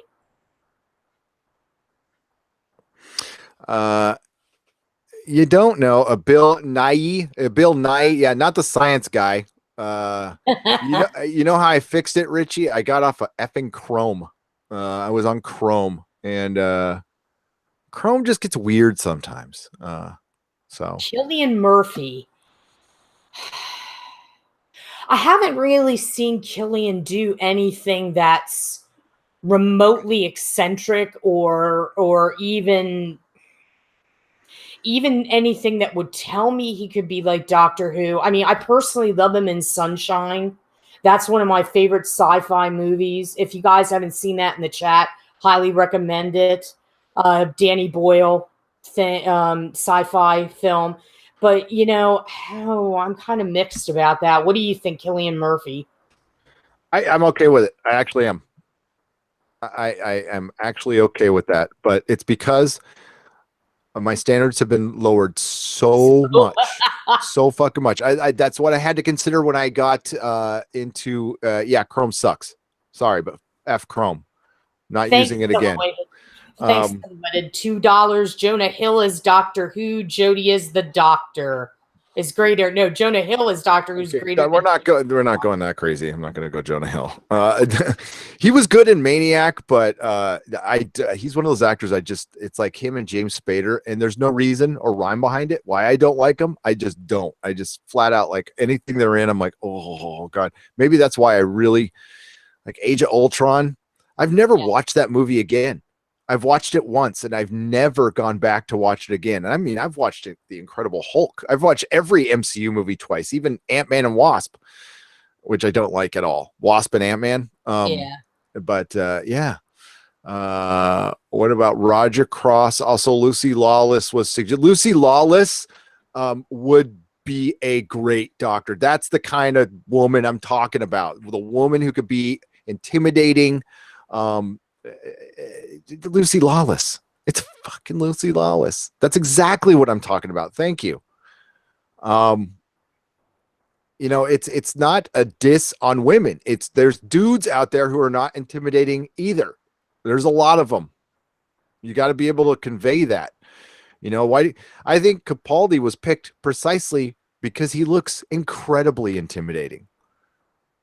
Yeah. I mean, I don't get intimidated by like many men on this planet, but yeah, like my dad when he was around, he intimidated the shit out of me. Maybe I hear it, but I don't find Capaldi intimidating. I find him kind of intriguing. Like I want to know what makes him tick. Ian McKellen's awesome. A little too old. I don't want to really. I want a young doctor. I want doctor running around. I want a listen. The reboot was a more actiony doctor. I don't hear enough people saying that. That's what people liked. That's why it had international appeal. That's why it really caught on here. It caught on here because we finally got exposure to it. You know, it was always good. And this is the argument I have so many times is the reason stuff lasted so long. It wasn't because it was problematic. It wasn't because it excluded women. It's just a certain type of person sought it out. It was always good. Comics have always been good. Doctor Who was always good. But when you finally exposed it to people, because some people don't notice shit. Most people are going about their lives. And that's, you know, the normies that make the world go around. And I mean it as a term of endearment, normie. And I understand the normies. I sold comics to them for 10 years. And before that, I used to work in records. I've retailed forever. And then, you know, I've done customer service work in everything I've done. And I've won awards in everything I've done because I genuinely like people and I like talking to people. And generally just people just want to be entertained. So when people got exposed to Doctor Who with Netflix, when Netflix brought modern Doctor Who on, it was no coincidence that it started blowing up here in America. And that's why I said Tennant almost left too early, because he left before it blew up here in America. If he would have stuck around, things would be a lot different right now. A lot different. I agree. I mean, I understand why he left, and he left on a very high note, and his whole run was perfect. Don't worry. I mean, you know, especially going back and watching the specials. I mean, I liked them back then, but I appreciate them more. And they are so goddamn good. All of them are good. I'm like, I did not realize it at the time. Well, a lot of it too was the chemistry that they had. Like there was really exceptional chemistry between Tennant and Billy Piper. And there was chemistry between Matt Smith and Karen Gillian, and even Clara, even Jenna Louise Coleman. There was chemistry there. The chemistry started changing when when Capaldi started, and that's nothing against him, but a lot of it is you have to have some chemistry with the companions. And the unfortunate part is that Jodie has no chemistry with any of her companions in the TARDIS. No, because she's, I hate to say this about another human being, but she's just not a very good, everybody's like, she's this big talented actress. No, she's not. She's not.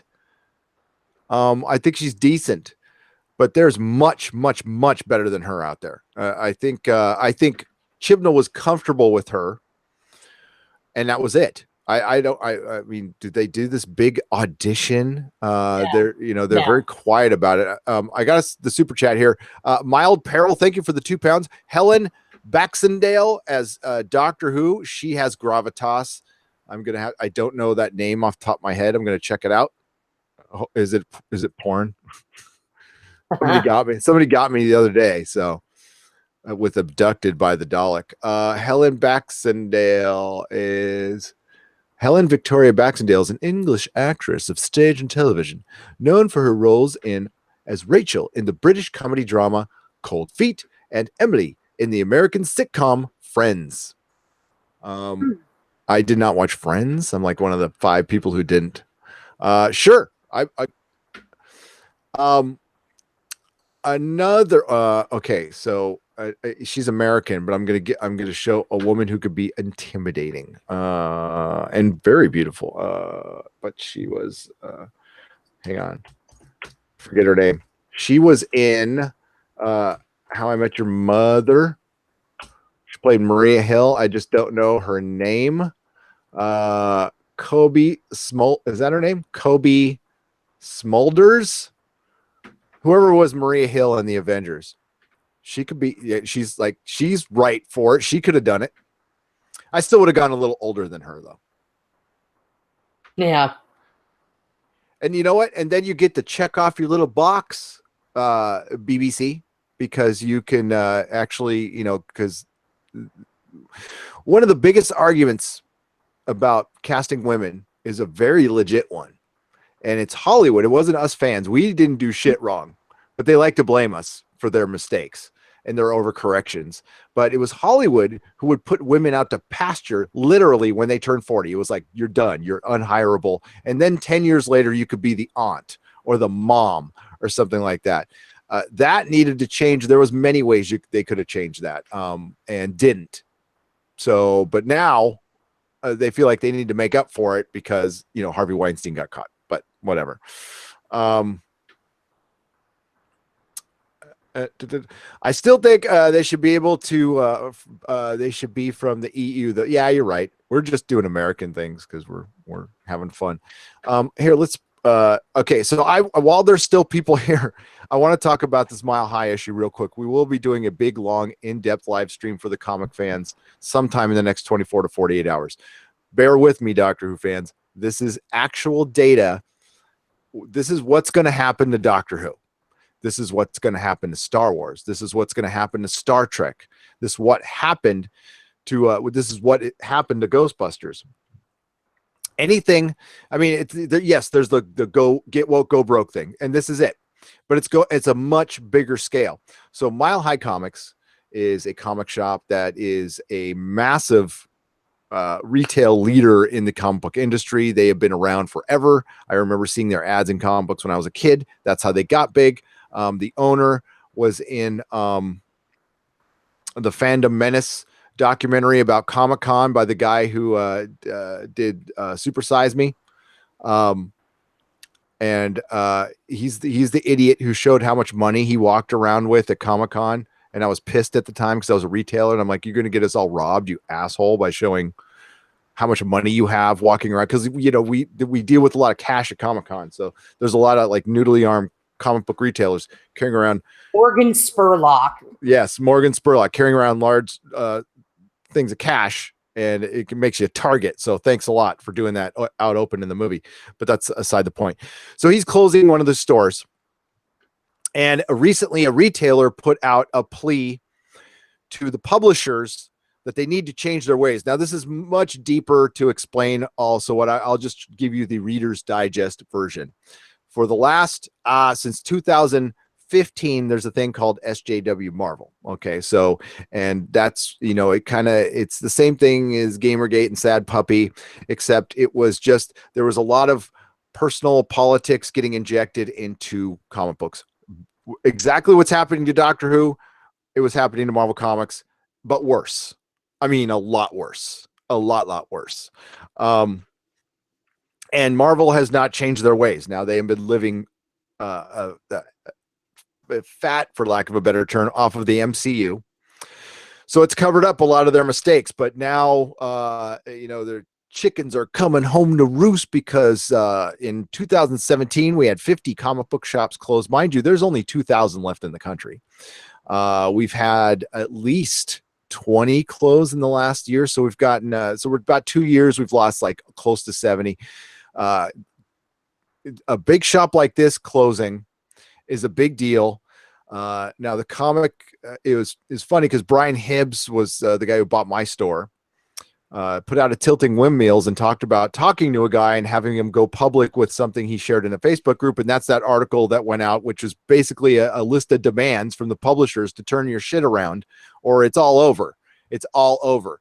This is the repercussion of going too hardcore one way politically. You piss off half of your audience and then you spend a year arguing with them, attacking them, and then you spend a year in freaking denial about it, and then apathy kicks in, nobody cares, and you don't have a business. And it happens like that. Okay.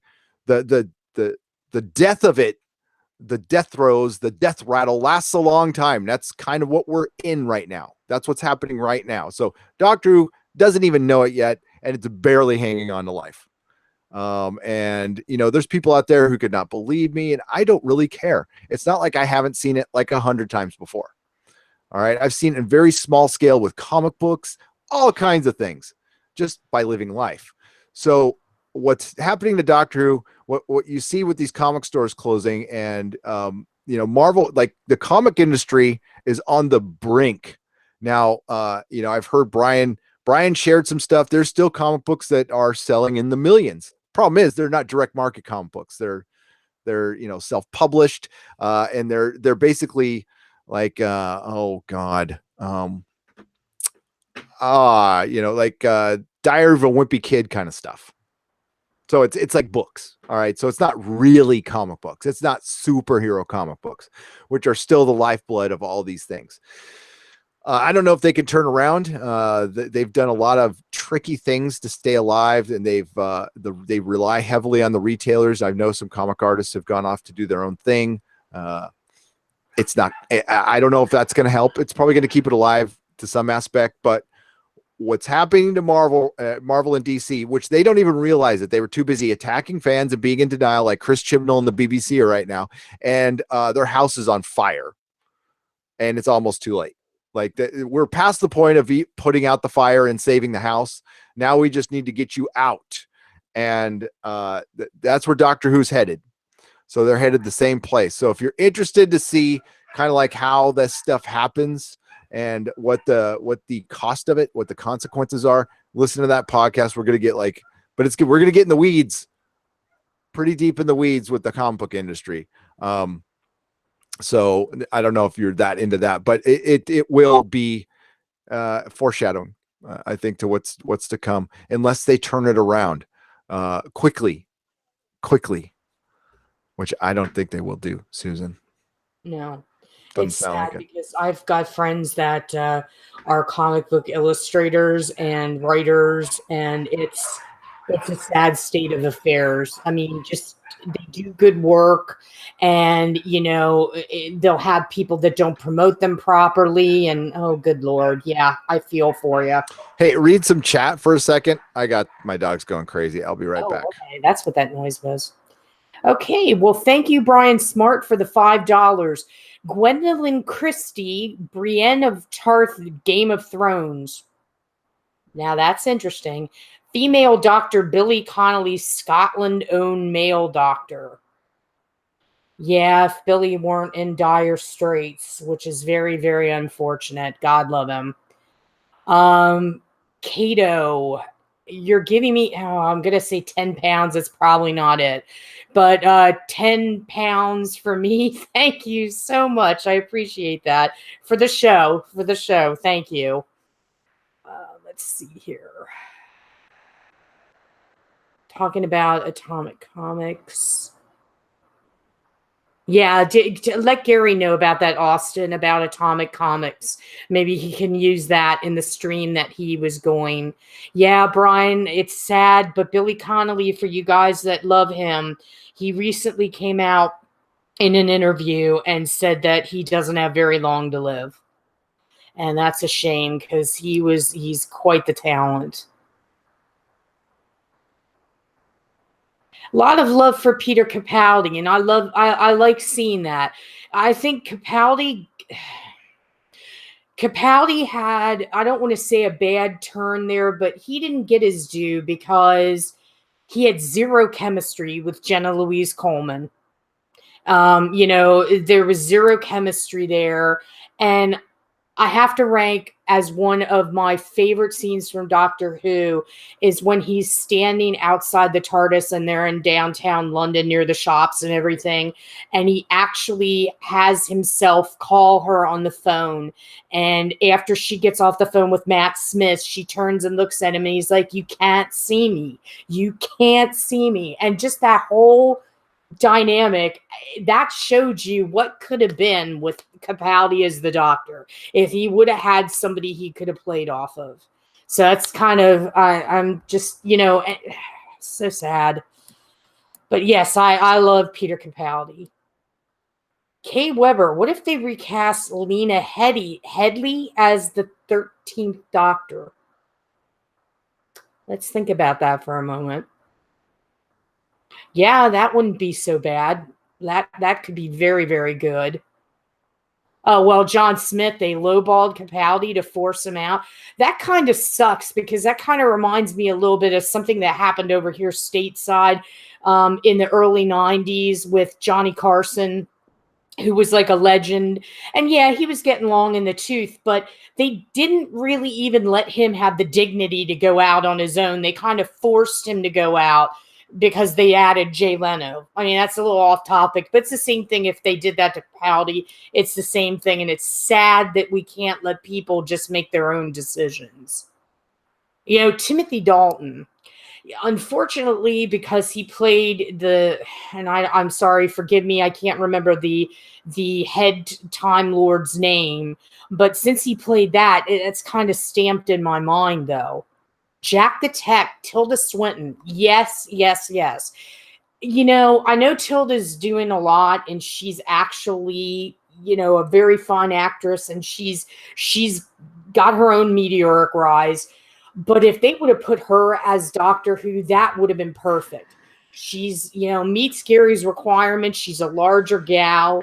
You know, she's very strong in her own right. You know, I think that would have been inspired casting. And I wish they would bring Tilda Swinton in 2020. Let's, you know, maybe we can do a petition for that. Gwendolyn Christie. She's a legit, like, big girl. And see, we like those big girls. Female Dr. Billy Connolly, Scotland own male doctor. Billy Connolly. Yeah, Billy Connolly back in the day. Yeah, thanks, Brian, for the super chat. And Cato, thanks for the 10 pounds. That's for Susan. I'll be sure to pass that along, my man. Okay, get you something for all the work you've done. So yeah, sorry about that. The parking here in San Francisco is always kind of fun. So I had to, Mrs. Nerdrotic got home. We had to do the parking fire drill thing. Oh, good times. Yeah, it's fun. On street parking. Yeah, it's on street parking. I've got a garage, but it's like a 1-car garage that would fit like a roller skate. So it fits like a Prius. But yeah.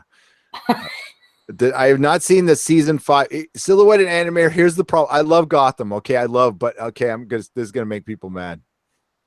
The kid playing Bruce Wayne, he's a good actor. He's a good kid, like him, but he looks more likely to go out and be in a musical than be Batman.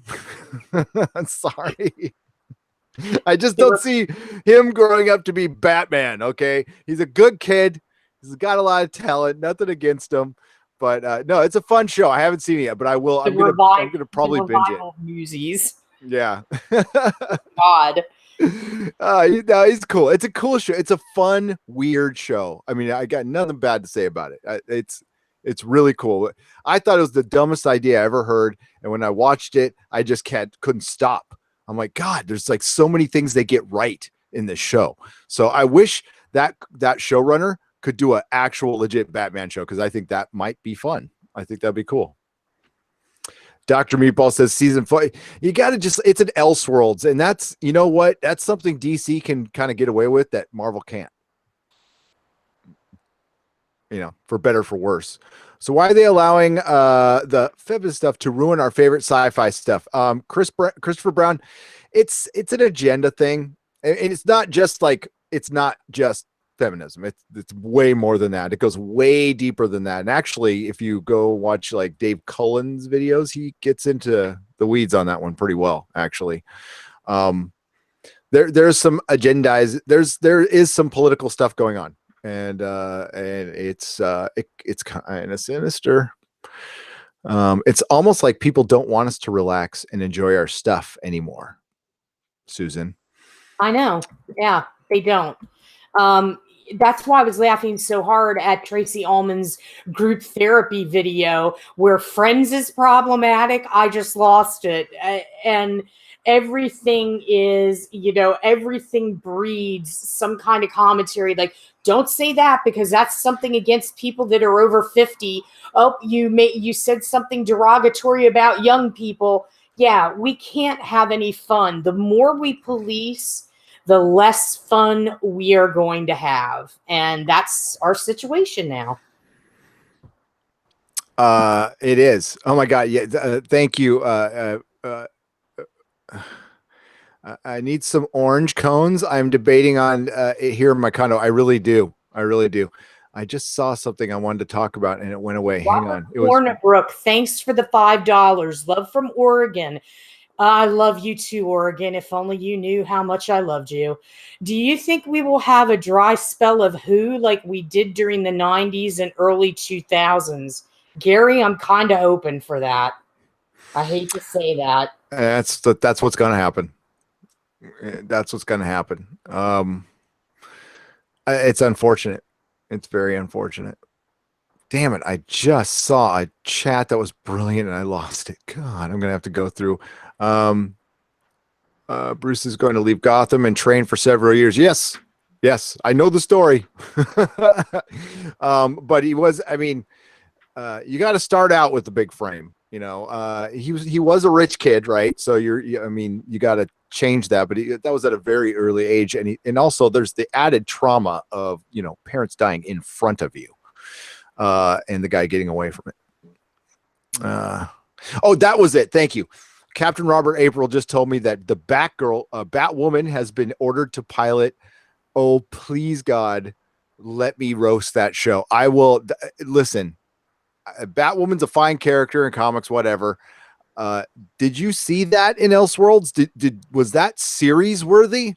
I'm asking you seriously out there, fans, and I want you to put away the fact that Ruby Rose is very attractive young lady. She's a very attractive young lady. I want you to separate that with actual acting skill, and then the whole like red wig hair hanging in her face. Damn it! I was going to get that done to my hair. Shit. No, it's okay. Well, you're not fighting crime, are you? I mean, well, maybe you are. I am. You don't know. Yeah. Shit. Jada Smith killed the Matrix. Did she kill? She almost killed Gotham. Man, that was the one thing in Gotham season 1 I could not stand. Oh. Dan Stevens to play the Batman. If he bulked up, yes. Absolutely. He's kind of hot, isn't he? I wouldn't know. He looks like he's an attract Legion. Yeah, I would say he's he probably has no problem getting the ladies if he likes ladies. I don't know. Maybe he likes dudes. You never know. That's okay. Yeah. Karl Manford, sorry, I cannot separate Ruby Rose from her costume. What are we talking about? Yeah, you can't. I bet. Yeah, she's she could be in porn, but that's it. Says OG Spock. Yeah, I mean, she's like, yeah, but it's like porn level acting. Oh my God, can we even say that now, or we get demonetized? Yes, we can. It's okay. January is like a crappy month anyway. The Council of Geeks did a very good video about the character of Batwoman. The Council of Geeks, huh? Captain Robert April. I don't know. I will have to see. I've read the comic. It's like I said, it's a decent character. It wasn't like you know what was the best thing about the Batwoman comic when it came out? The covers. There was really good covers. That was it. As a redhead, I guarantee that the CW will race swap Poison Ivy, scrubbing one more ginger from Kamen. Dr. Meatball, you know there is an anti-ginger agenda out there. There really is. Why? I don't know. I'm just kidding.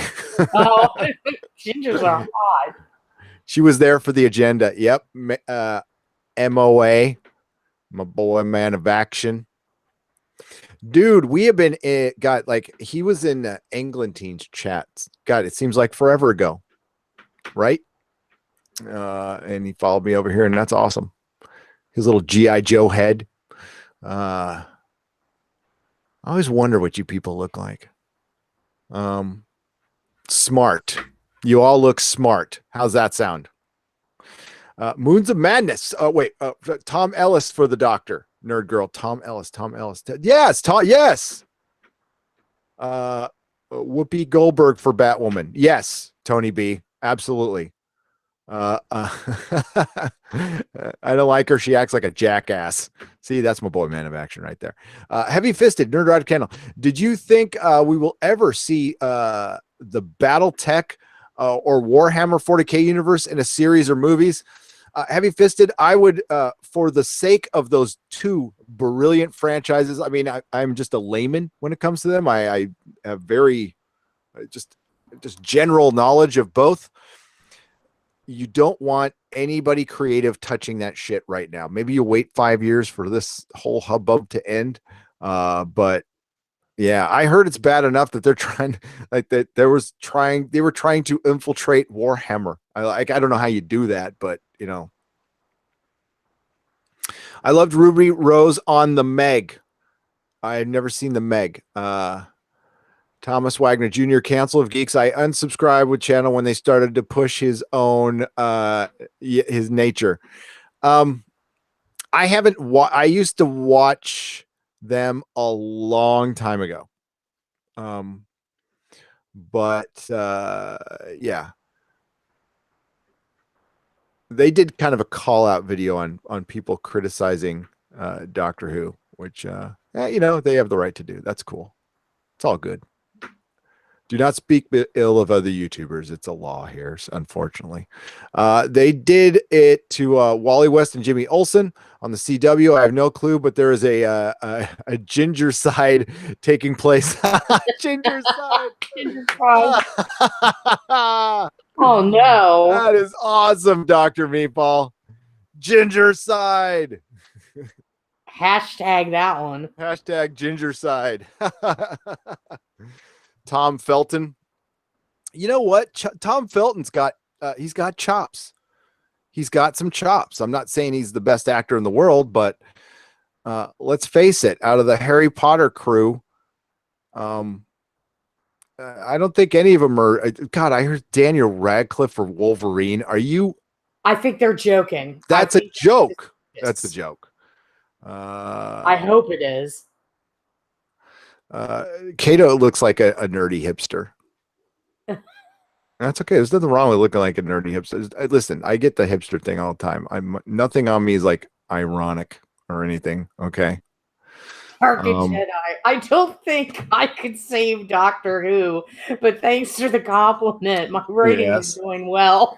Yeah, you people, anti-trekker. That is directly you people and your generalization. Hey, anti-trekker, remember that random thing in that random movie? It was great. It was great. It's kind of a running joke we have.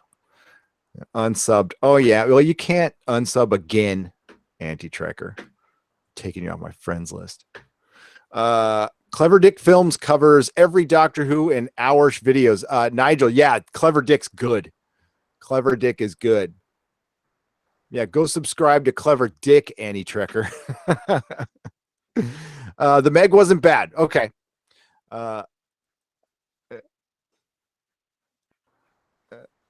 Okay, he's gender. Okay, that's fine. But his points are not always wise or thoughtful. No. And they used to. Well, yeah, I didn't watch him a lot, so I don't know. And then Thomas says the Meg was terrible. Melissa McCarthy for Batwoman? Sure, why not? At this point, why not? Ron Burgundy. Somebody just said Ron Burgundy. For whatever, yes. We need I have many leather-bound books, and my apartment smells of rich mahogany. Mahogany. San Diego means whale's vagina. Vagina. Diversity is an old wooden ship. All you need to know is DJ Bowman says, Gary, all you need to know is I'm fat and I sing. I've seen you sing, DJ Bowman. Trekker has anti-trekker. Yeah. Were you in the bunny suit? Was that really you in the bunny suit, dude? I don't know about that. Bunny suit. There was a bunny onesie. Hey, man, you look like you're having a good time. Lucy Moody says, wait 5 to 50 years. I don't think I'm going to live that long. 5, maybe. 5 maybe. Optimistic. Hey, one day at a time, but I did a lot of harm to this body in the 80s, okay? Yeah, there's like holes in my brain. Dan Steve, ooh, that silhouette and animated, that is so spot on casting. Dan Stevens is Animal Man. The problem is, Mrs. Nerdrotic's got a rule that I agree with. You only get to play one effing superhero. She even says that. She's hardcore about it. She's like, I don't know about Chris Evans, Captain America. He was already Human Torch. She's like, one superhero. That's all you get.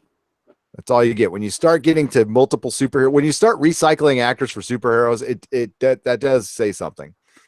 Dan Stevens was perfect as Legion, but he would be a damn good Animal Man. Did you see that Mr. Sci-Fi posted a Space Command pilot? I did, Pen Farm Girl. I watched some of the rough cut, and listen, I support Mark Zickery 100%. I mean, like it's like a fan made thing, but it's supposed to be a little better. He's got like legit. He's got Doug Jones in it. I want him to succeed, really do. He's like Mark Zickery is an OG nerd. Like he is like first generation nerd. I mean, nerds go before that, but as far as like, he's from the, early 60s era, he's a Forbidden Planet nerd. Thank you, Anatsu Dragneil. Yeah, the Council of Geeks guy is a shill. He reviews our BS. Don't bother. He lost me when he said, his fluidity. Well, you just should, you shouldn't. Yeah, I think he just, yeah. And somebody says, thank you for the £5. Thank you. Yeah, I think you should always keep I mean, I'm super personal, but like, I don't like, talk about my personal politics to you guys, and I never will. That's just stuff you should, I don't know. It's his channel. Keep it to yourself. Keep it to yourself. I just try to keep things fun. Yeah. Try to keep things fun. Tom Hiddleston. I'm down with Tom Hiddleston. Ghost Saints. We don't talk about sports ball. I do like Drew Brees though. Hidden Wiki. Big fan. What if they recycle them for voice acting? Does that count? No, that's cool. That's cool. Oh, that's Mrs. Nerdrotic's rule. I don't think I prescribed it. I think, try to find other actors, but I don't know. John Hamm as the Justice League. This is Captain Robert. He's Wonder Woman. He's Aquaman. He's Martian Manhunter. He's Batman. He's everything. I would pay to see that, actually. Other Nerdrotic Jr. is watching the sports ball for his LA Chargers tomorrow. Yes, thanks for asking, Hinwiki. He's been texting me all day. Yeah, he's down there in Orange. That's bigger Nerdrotic Jr. I call him Nerdrotic number 1. We'll call him that. He's big too, Susan. He's 6'6". He grew an inch. How tall are you? I'm 6 foot. Wow, he is a jeez. Big boy. The DJD show says, I keep my pants on, parody statement. I don't think that's a parody statement. I think you're being real there. And I tend to, but it's a live stream. I don't think you guys have ever seen my legs. I could be just a big old meat puppet. You never know. You never know. Is sports ball like football? Thomas Williams, we call it sports ball because every time you say sports, like a viewer on any nerd live stream, you say sports, a viewer drops.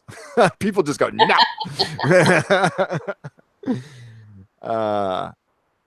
It's funny. Battlestar Galactica Starbucks, Katie Sackhoff should have been Captain Marvel. Vegan vagina. Well, it's vegan vegani, but I wanted to say vegan vagina for some reason. I don't know why. Team No Pants. Hashtag Team No Pants. Thank you, Carrie Dalton. That's what we are. Beanstalk. I'm 6'6". With a name like Beanstalk, yes, you. There you go. Oh, I like tall guys. There you go. He's a handsome kid. That kid, man. He's tall, handsome, and a freaking asshole sometimes. No, I'm just kidding. He is. He's in his 20s. I love him, but But he's an asshole. Yeah, but he's a little, he's kind of a jerk sometimes, but he's my jerk. How about hockey? No, see, we just lost 10 viewers just even insinuating it. No. All right. Okay. So, the Punisher, they're just to believe it. They're gonna release the Punisher here soon. We got the whole woke nonsense, but what's worse is they're going to be grounding it because the Punisher was so like out there before. So they're grounding Jigsaw, and it's what basically when you hear grounded as related to something superhero, it means we're pulling a Netflix. We're dialing back the budget. We dialed back everything. So No. I understand why Netflix didn't want this shite because ABC half-assed it. It's obvious now. It's obvious. So I fully expect the Punisher to be, I won't say suck, but it will be nowhere as good as season 1. Nowhere as good. And it'll feel like Iron Fist season 2. Listen, Daredevil season 3 was good, but it was a step back. It was a major step back from seasons 1 and 2. It didn't feel anything like seasons 1 and 2, partially because he didn't wear his GD costume at all, except in the very first episode. He rips it off and never to wear it again. And the villain wears it. And it's almost like they threw it in our faces. I don't know. I really didn't like that at all. And they had an opportunity to put the costume back on. Iron Fist, you've seen my reviews. They're there. Luke Cage, Jessica Jones season 2. I'm not even going to watch it. I tell you right now, I'm not even going to watch it. I just don't want to see it. I don't care. Punisher, I'll watch. Hopefully it's good, but I hear everything I hear is like we're going to have an alt-right villain. He'll be like the B villain. Then we're going to have Jigsaw, but he's going to be grounded. So his face will be okay somehow, miraculously. And then there might be a reveal at the end that he can like pull half his face off or something stupid. I bet you we get a Punisher who uses a lot of knives. And yeah, we'll see. But I'm not excited about it at all, but it is premiering on the 18th. Give me 3 days and then I'll do a review. I will not subject Susan to that. I love Dolph Lundgren's Punisher, but Tom Jane is my favorite Punisher by far. I mean, I like Bernthal's great. It's not really his fault. I loved him in Daredevil season 2. I think he's a great Punisher, but I'm a Tom Jane guy. Tom Jane for the Doctor.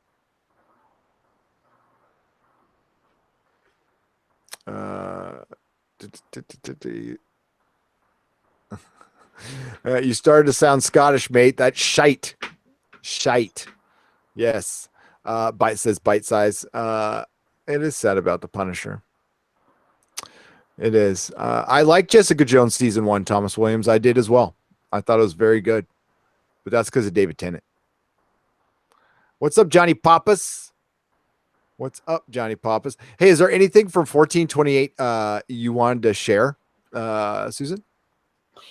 Well, actually, I was seeing a lot of people in the chat expressing love for Bruce. And in case you guys didn't see it or didn't know, there's some exciting news about him that came out on New Year's Eve. Bruce will be the host of the latest incarnation of Ripley's Believe It or Not on the Travel Channel.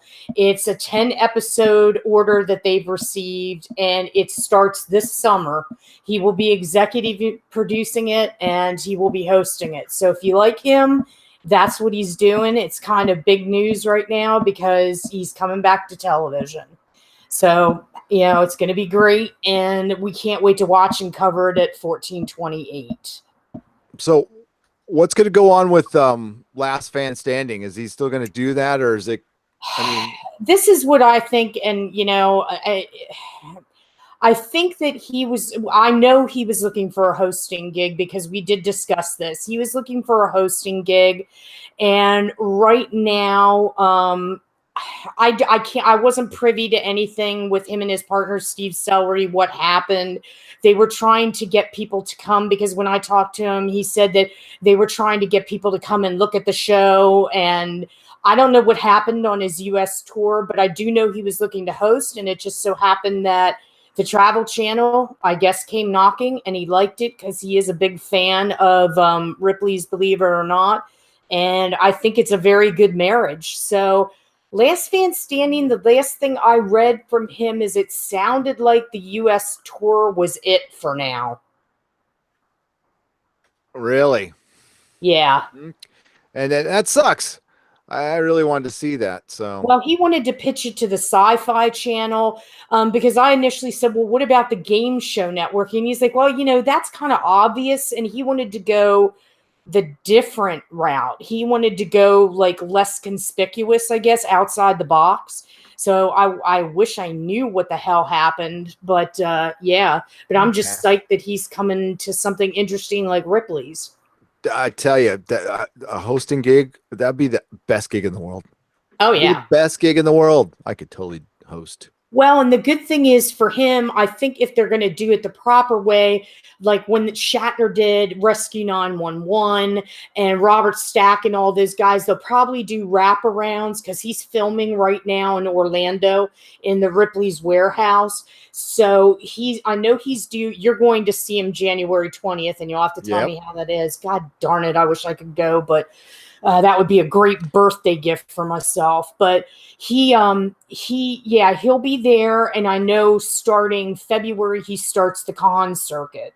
And I know he wanted to get started on working on his essays that he's turning into a novel because he's got a book that he wants to come out in 2020. So I'm thinking maybe Ripley's is just going to be wraparounds because there was a lot of questions from people. Well, is he going to, kind of make snarky comments while, he's visiting these exotic locations? But I don't think that's how it's going to go. No. I know what those, listen, they're easy too. So when I went to Creature Feature and I did the shooting, we only shot for like, so I didn't have to do anything over again. So it was like an hour. Yeah. Maybe an hour. That was it. Then we went out to dinner and, got to see Bob Wilkins' chair and got to see there's one of the guys there has all of everything Bob Wilkins owned on 16 millimeter film, and he had like interviews with Gary Kurtz and all the cast of Star Wars before they were famous, before they got big. And yeah, I think it's out there somewhere, but it was crazy. Yeah, it's weird being on TV. That's cool. I can't wait to see Bruce. So by the way, folks, if you're in the Bay Area or in California, there's still tickets available on January 20th. I'll be there. I mean, we won't be sitting next to each other, but like we could do a meetup if you're there. The tickets are like $45 and it's at the Castro Theater. And we're going to watch Evil Dead 2, by the way, which I just bought on 4K for $25. And then Bruce is going to come out and ask your questions and talk to us for a little while. And it's totally worth it. You're going to see it in a beautiful theater, the Castro Theater. Yeah, it's in the fun part of town, the Castro district. But the theater itself is amazing. And it's actually a great part of town. There's like really good food down there.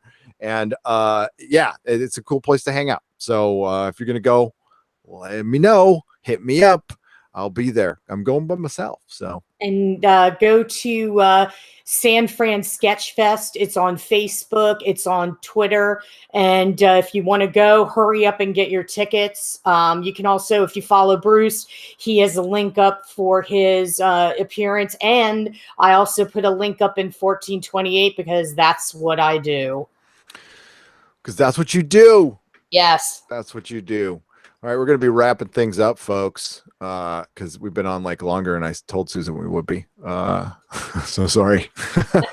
Right. But yeah, we have a bunch of. Hey, thanks. You guys hung on. Nobody left while I went and moved my car. Thank you so much. I know that's super unprofessional, but hey.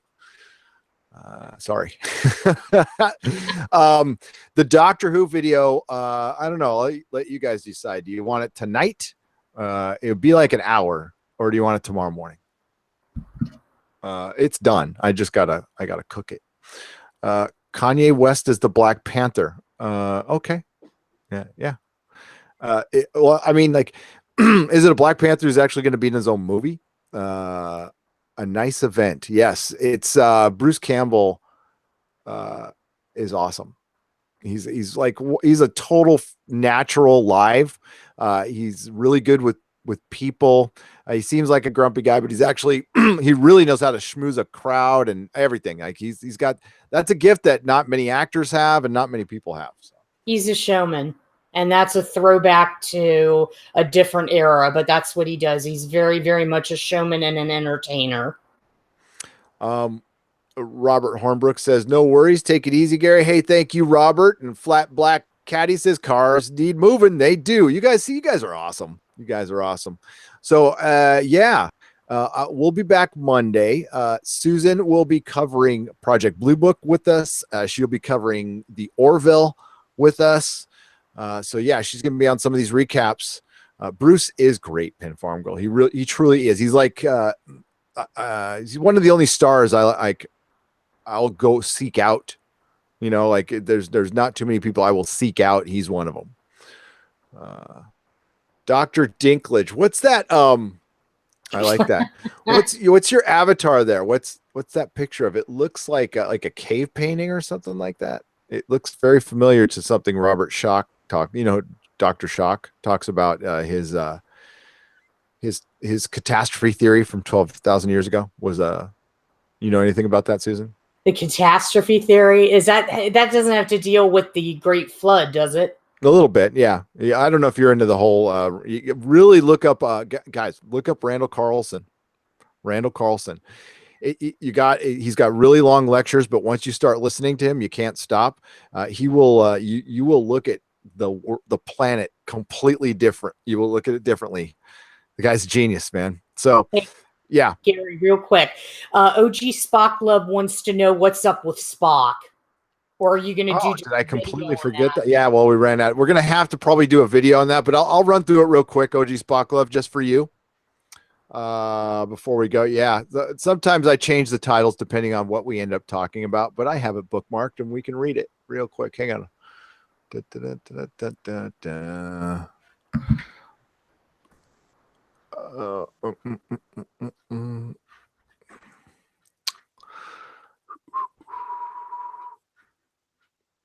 Just trying to pull it. You can read some chat. If it ever gets quiet, Susan, just start reading some chat.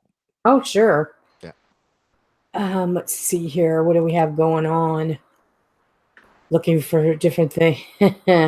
Hipsters have ruined hipsters. I get it on the right error. Yeah, that's different. The Orville will probably get canceled. Well, Angel Feliciano, I don't know if you pronounce your name Angel or Angel. You know, I saw Gary's video on that about the drop in viewership. And even though there's millions of viewers and it seems like it's, you know, a drop in the hat, so to speak, it is something to start to get a little concerned about. And a telltale sign will be to check the ratings, which, Gary, we should probably do. Check the ratings prior to our show, because if the ratings keep on a downward trend, that may be a sign that, you know, fans might need to start getting concerned for the I'd get concerned right now. Yeah, because it's only in its second season and networks are notoriously known for holding back, you know, for the third season by not renewing shows or holding off on renewing. So we're going to see the first episode. It's like, be cautious. But if we look at the ratings and we see they're starting to fall and they're on the decline, yeah, fans might need to start to get motivated. We're there. We're already there. I would start hashtagging Save Orville right now. That's look at the drop. It's 60% drop in the demo. Well, and I guess no, that's 2 million. They lost half their viewers, 50% of their viewers. Yeah, the only thing I can say is it had a good lead in with, as you say, sports ball. It did. That's a solid lead in usually, because if I remember correctly, it was a decent game. It was a game for, you know, for a playoff berth. So that usually gets viewership. The only thing I can say is if they didn't dig the second episode with, you know, with all the Macklin, I guess we can say porn. I And don't know. Yeah. yeah, I don't. Listen, people were upset because some people don't like to see that stuff. Like I said, I'm super desensitized to it, so it doesn't bother me. It never has really, but although it's not, listen, yeah, it's a touchy subject, but some people don't like it, and again, that's Hollywood's. That was, I think, Seth thought that was the safe way to show that, because right now you can't show the other type, if you know what I'm saying. Yeah. And because of Me Too and Time's Up and stuff. And yeah, I don't know how well that was going to play to everybody. I question that, especially on your second episode. That would have been a better episode to maybe play deeper into a third season, possibly.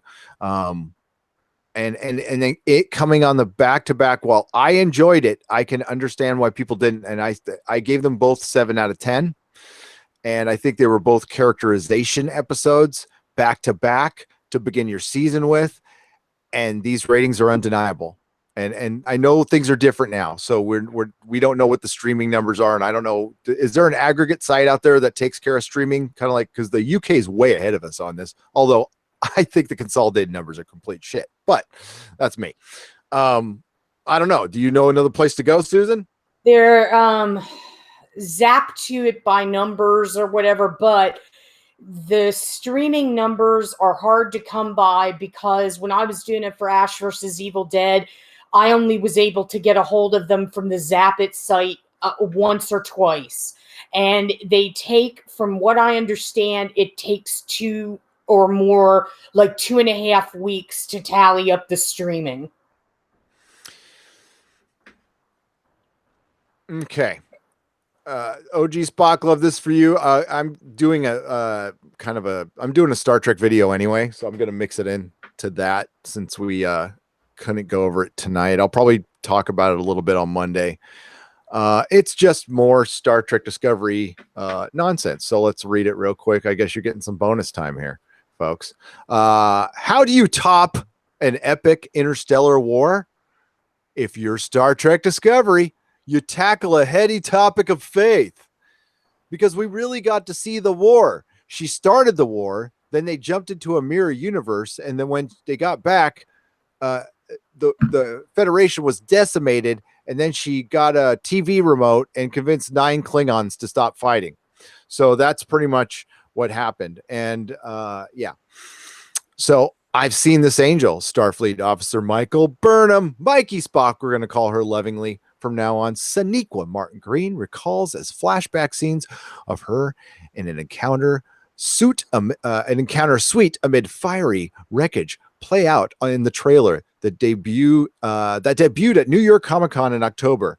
And I have this unmistakable feeling as if everything was going to be all right. Eventually it is. You just will be looking for another job after the scene, but things will be okay, Sonequa. It's going to be all right. I mean, you still get residuals from Walking Dead, and you're going to get work. Don't worry about it. It's the same Red Angel that her half brother Spock witnessed before the start of the second season. Anything loosely related to J.J. Abrams that's red, I think of the Rambaldi device. I think of red matter. Didn't they have something like that in Lost too? Did they have some red gobbledygook in Lost that magically did things? I didn't watch all of Lost, so I don't know. No, neither did I. And an act that breaks his logical brain, said Alex Kurtzman, the co-executive producer and co-destroyer for Discovery. Oh, I'm sorry, co-showrunner of Discovery this season. Spock is left with both his logic and emotions failing him. Okay, well, I've already done an entire video on this. Is there anything new here? This is from recently, right? Yeah, it's January 3rd. Okay. The exploration of faith brings new and more cerebral wrinkle to the new season of Discovery. Oh, I can't wait to see these writers take on cerebral and philosophical. Oh, this will be fun. Offering a chance for philosophical discussions, adventure, humor, and, well, actual exploration. Those are the traditional elements of Star Trek that some of its, here we go again, that some of its hardcore fans accuse the show of lacking in the first season. There's that word again, some. We never hear some people actually like Star Trek Discovery, because that's way more applicable. Damn it. I continue. Some of its hardcore fans accuse the show of lacking in the first season. It's more than some, which had a darker bent due to its focus on the Klingon War, and due to the fact that the Klingons didn't have hair, and some were purple and some were white, and the ships were dark, and there was torches in the spaceship. And sonar in space, and orchestration. Discovery had a lot riding on its shoulders when it launched in September 2017. It was the first Star Trek show to premiere in more than 12 years. That's arguable. It's a show that premiered in 12 years. It also served as a flagship show for the fledgling CBS All Access service.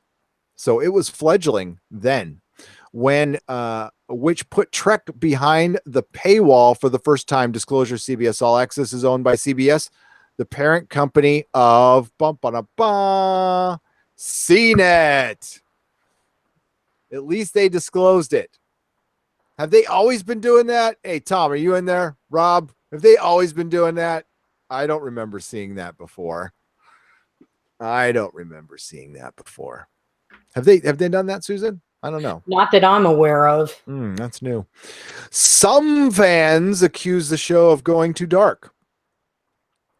And while the cast and producers deny the new season is a reaction to that criticism, their message over the last few months has been a denial of that criticism. I'm sorry, that's not what it said. Has been clear. If you like classic Trek, you'll want to give Discovery another chance. Okay, so that sounds like an acknowledgement to me. But that's the article, person writing the article. But this is owned by CBS. Faith and superstition might seem to be at odds with the cold reason exalted by popular science fiction, but Star Trek has long dabbled in that topic, most notably in Star Trek. Oh, you're really going to bring up Star Trek V. Star Trek V, The Final Frontier, in which the Enterprise sets out to find God. Why does God need a spaceship? Or Star Trek Deep Space Nine's deep look at the Bajoran worship of the prophets. Okay, that was cool. Now Discovery gets to share its interpretations when it returns on January 17th. The Red Angel is going to be Michael Burnham. The 7 red lights, or signals, as Captain Christopher Pike puts it, play a central role in the mystery of the season. The second trailer offered a glimpse into Spock. We've seen a glimpse, with a beard. Ethan Peck, who plays Spock, nothing like Spock, says the physical indicator on how different the Spock from the original series is. So we grow beards when we have spiritual crises. Is that what's happening now? Is that what I'm going through, Susan? Spiritual crisis? I think Spock. Yeah. Wow. Yeah. It's not over. It's though his relationship with Burnham, who also sees the Red Angel in a moment of crisis, that Spock is able to become the version of the character we grew up with, Kurtzman said. I will remain calm. At these moments, I usually say the serenity prayer to myself, a little bit. It's through his relationship with Burnham, who also sees the Red Angel in a moment of crisis, that Spock is able to become the version of the character we grew up with. What? So wait a minute. Whoa, stop. Okay. So because he and Mikey connect, this is how he becomes Spock. Yes. Because of Mikey. Yep. Yeah. Okay.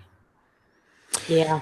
I was joking. Okay, if you go back to my recap of the finale, It's either in there. No, it's in there. It's got to be. It's in there. It's got to be in there.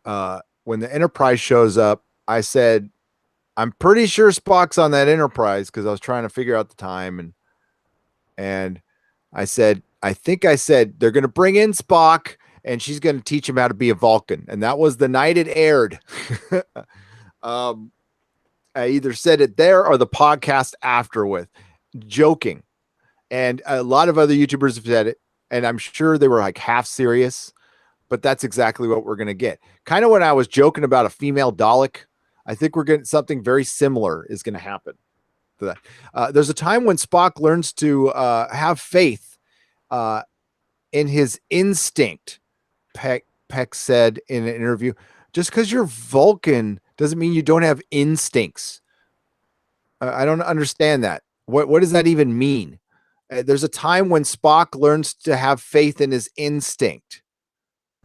What is instinct? It's not, you can still be logical and have instinct. I think he does. The faith versus science discussion will mirror the dynamic between Burnham and Spock, said co-executive producer and co-showrunner Heather Caden. Man, these are people who should not be taking on this subject. For one, science and faith can easily go together. It's not even that hard of a thing. If you think it's hard, then, well, of course, Heather Caden and Kurtzman would find it hard because I think they find writing a grocery list a little difficult.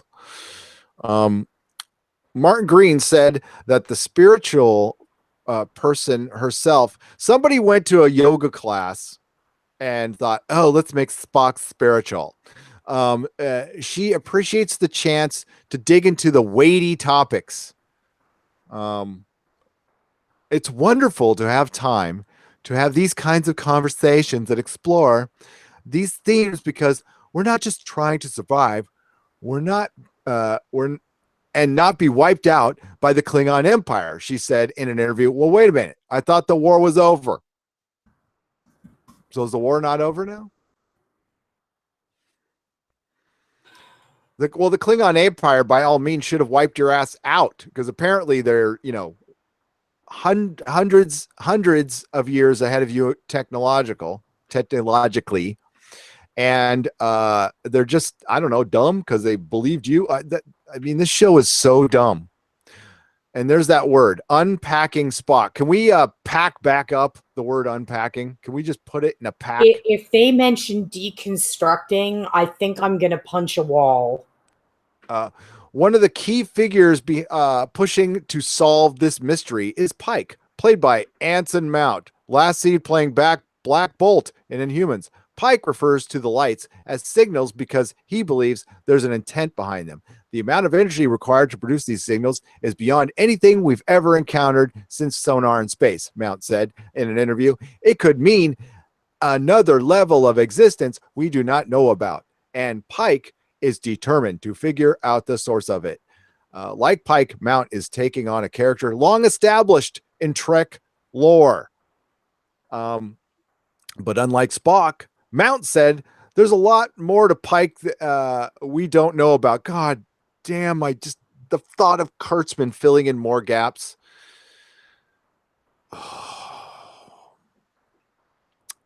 It's strange how much the character is revered for how little we know about him. Mount said in an interview, nothing that while his third act, noting that while he is the third act as actor as the captain, the Enterprise was well established and there is no second act or whatever. The final act, I'm getting tired. The final act alluded, my window went away from me. The final act Mount alludes to includes delta rays leaving his body in a wheelchair and his mysterious final fate on Talos. Is it Talos 4? Is that 4? IV is 4, right? Yeah, that's 4. Sorry, guys. I'm not up on my Roman numerals. I should be, but it's been a while since there's Super Bowl 4. So, as seen in the original series. In preparing for his role, Mount said he went back to the principles of Starfleet, noting that Pike was Star Trek creator Gene Roddenberry's embodiment of Starfleet's curiosity. I really would hate to see what Kurtzman does with Curiosity. uh, uh, who does this guy need to become to get to the third act we know about without being a tragedy, but a triumph? It's supposed to be a tragedy. It's supposed to be a tragedy. Not everything has to be a triumph. Oh, that man, they're going to mess with that, aren't they? They're going to mess with that. Oh, geez. And I heard that they're going to be in it. The Telosians are going to be in it. So that sounds like a complete dumpster fire. Susan, why did OG Spock make me read that? Yeah, this is. Oh my God, it's terrible. It's terrible. We were discussing that, we talked about Spock's religion, and I said something about, he did have some Kabbalah leanings, because of Nimoy being Jewish, etc., etc. I just didn't think they were going to get into this whole whatever it is they're doing there. I'm just at a loss for words. We call it a technical shit show. Yeah, it's a Curiosity. Yeah, we're gonna see Pike's Curiosity. He's gonna go. That's very interesting beard you got there, Spock. Can I rub my hands up and down it? And then yeah, bucka wow wow, and then we got Orville again. I'm telling you, Star Trek. I think if I'm not mistaken, Ethan Peck might be the grandson of Gregory Peck. Very funny KSS. He's like a great grandson or grandson. Yeah. He goes 1, 2, 3 IV 5 6. Yeah, thanks, man. So the Red Angel is Elohim. Is it? Yes, probably. No, it's a female. So I don't know. All I know. Curiosity killed the cat. That's what I heard. Vulcan hipster. Yes. Yeah.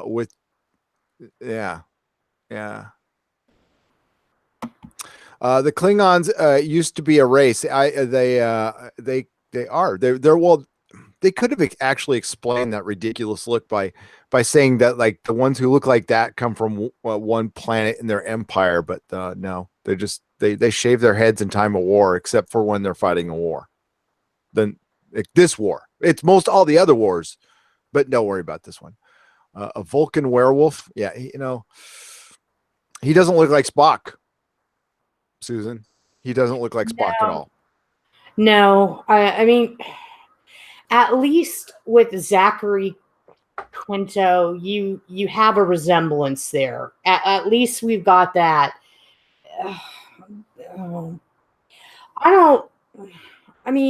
Oh God, I can't even process this because I don't understand why it's happening. I don't understand. Number one, okay, so we introduce young Spock.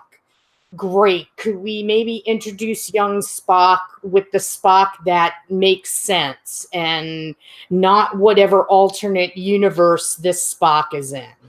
Could you just keep your promise and not put Spock and the Enterprise in it? Every time JJ kills some canon, a Red Angel gets its wings. There's some bad jokes in there that I could go down, but I'm not going to go down that road. They did explain the human look in Deep Space Nine. Thomas Williams, which human look? I'm sorry, that might have been referring to something I've completely forgotten. Thomas, I apologize. Can we get a sex virus in season 2 of STD? Helps out Kurtzman. Maybe somebody could insert a virus into maybe hopefully something doesn't bad. It happened to CBS All Access, which did air one of their short treks 40 minutes late one time. I agree with High Desert. Some things don't need a backstory. No, most things don't. Yeah. Most things don't. John Milius is right. Okay, you keep the mystery. With Pike, if anybody saw The Cage, okay, we get Christopher Pike, okay? This is in lore. We get that. Anybody that's a fan of Trek understands Christopher Pike. We just don't need to do all these deep dives. And basically what's happening here is we are getting Star Trek for the new generation. They want new Star Trek fans, and they think that if they bring in Spock and what have you, it's going to be all encompassing love for everybody that watched the next gen for TOS.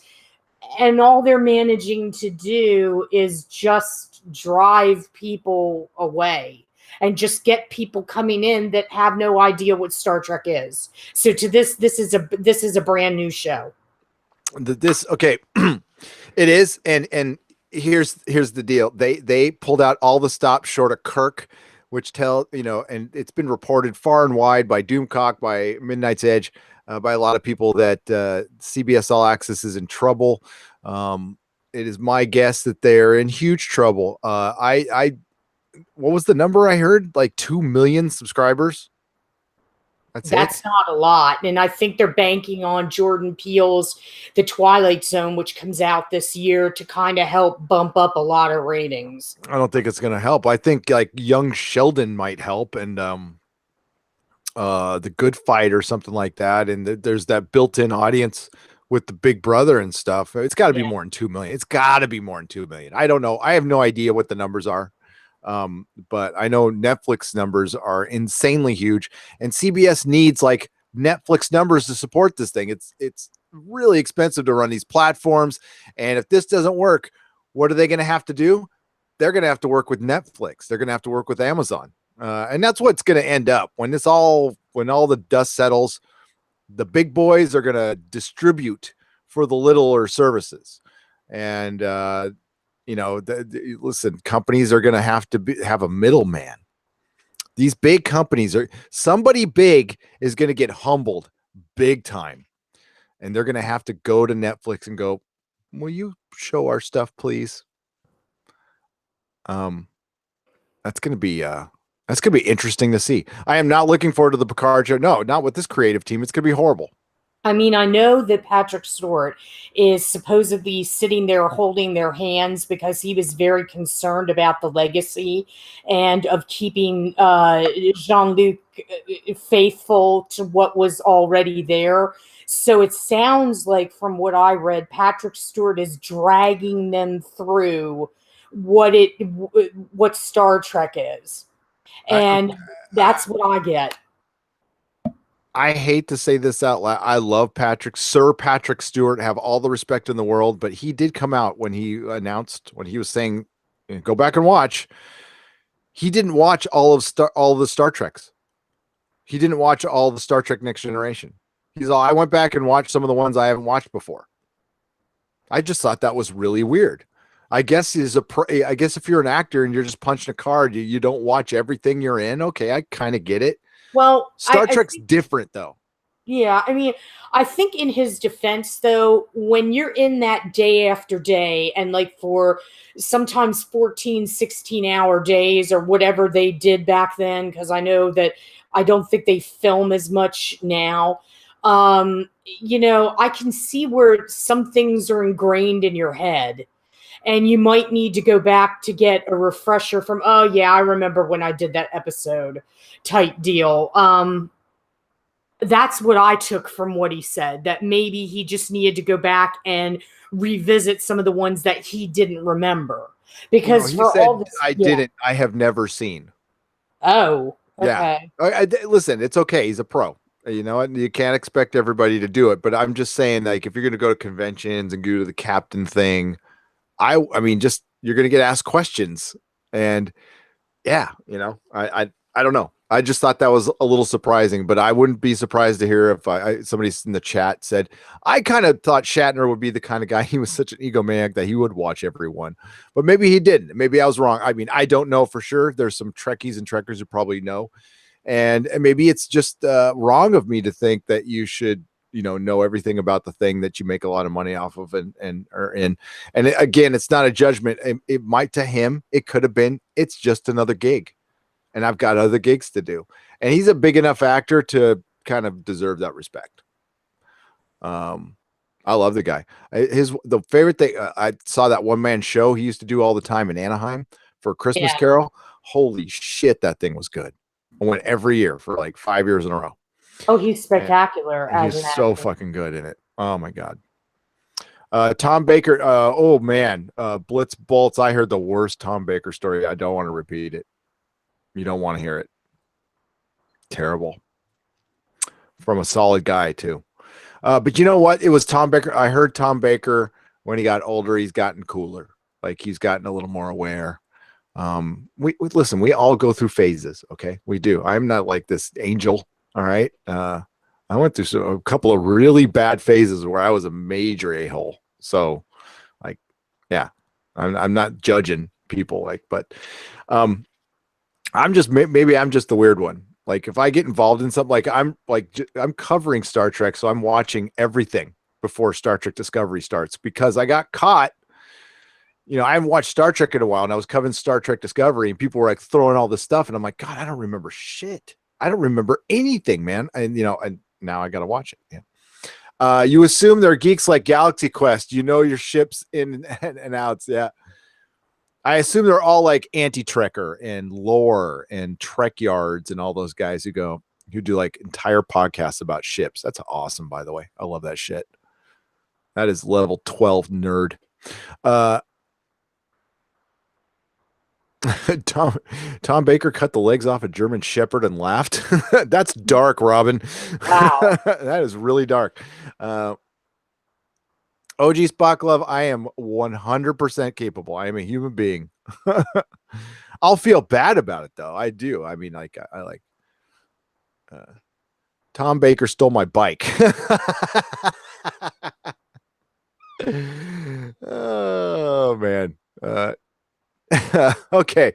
That was a super. Oh, Davis 404. What's up? Big Finish says Tom Baker is utterly gracious and loves dirty jokes. I've heard Davis 404 that he's totally cool now. Like he's just turned it around. Like he went through a phase, he got humbled a little bit, and then he came out of it a better person. And kind of like life. So it's good to see you, Davis 404. We're gonna wrap this thing up. Sorry, I read that damn Spock article at you guys and got you all bummed out. But there's a Star Trek video coming with a twist.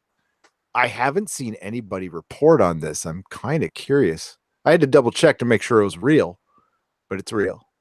So, yeah. So, yeah, Doctor Who video is coming soon. And Susan, thanks for hanging out. I really appreciate it. Why don't you plug your wares? Sure. You can always reach me or see me at 1428elm.com. You can also find me on Twitter at Susan on the Ledge.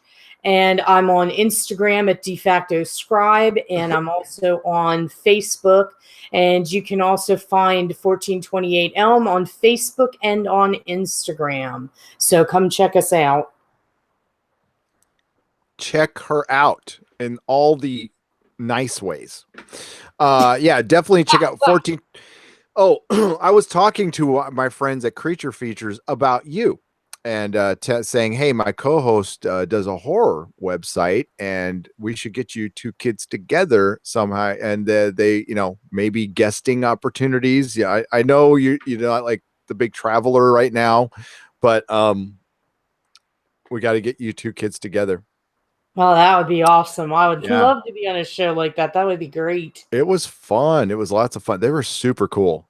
So yeah, I will let you guys know when it airs. It's like 3 weeks, but please go to my channel. Go to my main channel, look to the right under Anti-Trekker and Doomcock and Laura, you'll see Creature Features. Click on that, give them a subscribe. They just every Saturday they stream, so you can watch what movies they cover. They cover public domain movies, basically. So it's like really bad movies, but then they bring on interesting guests like Aaron Brockovich and Timmy from Lassie, and then some idiot YouTuber from San Francisco. So like I so don't fit in at all with any of that shit. Yeah. It was fun. It was fun. We had some pizza afterwards. We're hanging out in Santa Rosa. Yeah, they bought me pizza. That was cool. Hey, buy me dinner. I'm showing up. I ain't gonna turn down free food. And you gotta plug that when it comes out. Put it all over. That's right. Tarka Jedi says 200 likes. Austin Wood said sub. Thanks, bud. Smash that like button. Okay, Mind My Man of Action Kiss. Austin Woods, All Out of Bubblegum. Tarka Jedi. Natsu Drag Neil. What's that? The Black Alert? Black Alert. Black Alert. That's funny. Blue Cat 42. Robert Hornbrook. Is it Hornybrook? Am I saying that right, Robert? Hornibrook? I said Hornybrook. He probably gets that a lot. I'm sorry. Mary Ashmead and her wrench. Kato Roan and her wench. Ijar.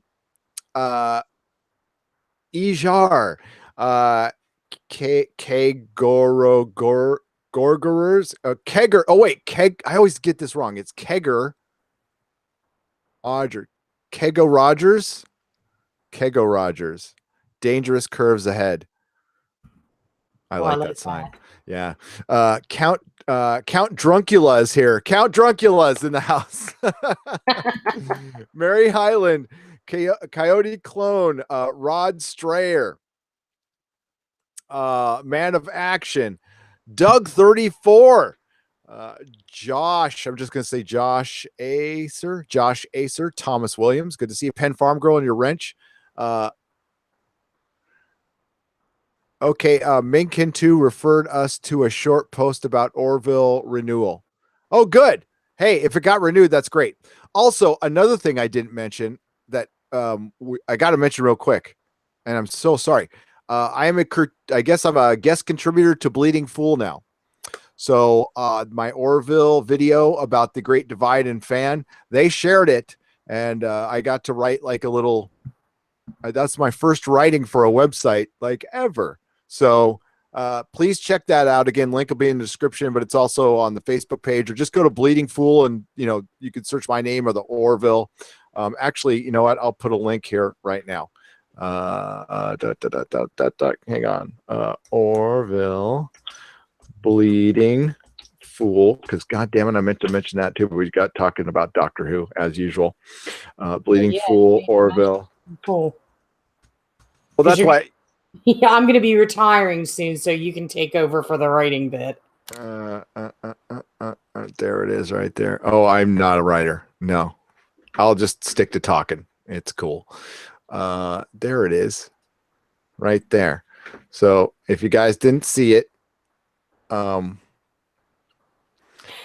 this article was written by me. Come on, it wasn't hard, but it was awesome that they asked me to do that. So Bleeding Fool, thank you so much. It's an honor and it's a privilege to be in your work, and please go check out. So they're they started out as a parody of Bleeding Cool, which is a comic book website, but they do their own thing. They come from a certain side of the street, and I like some of the, hey, I like most of the stuff they do. I haven't seen everything, but they were nice enough to reach out, and that's good enough for me.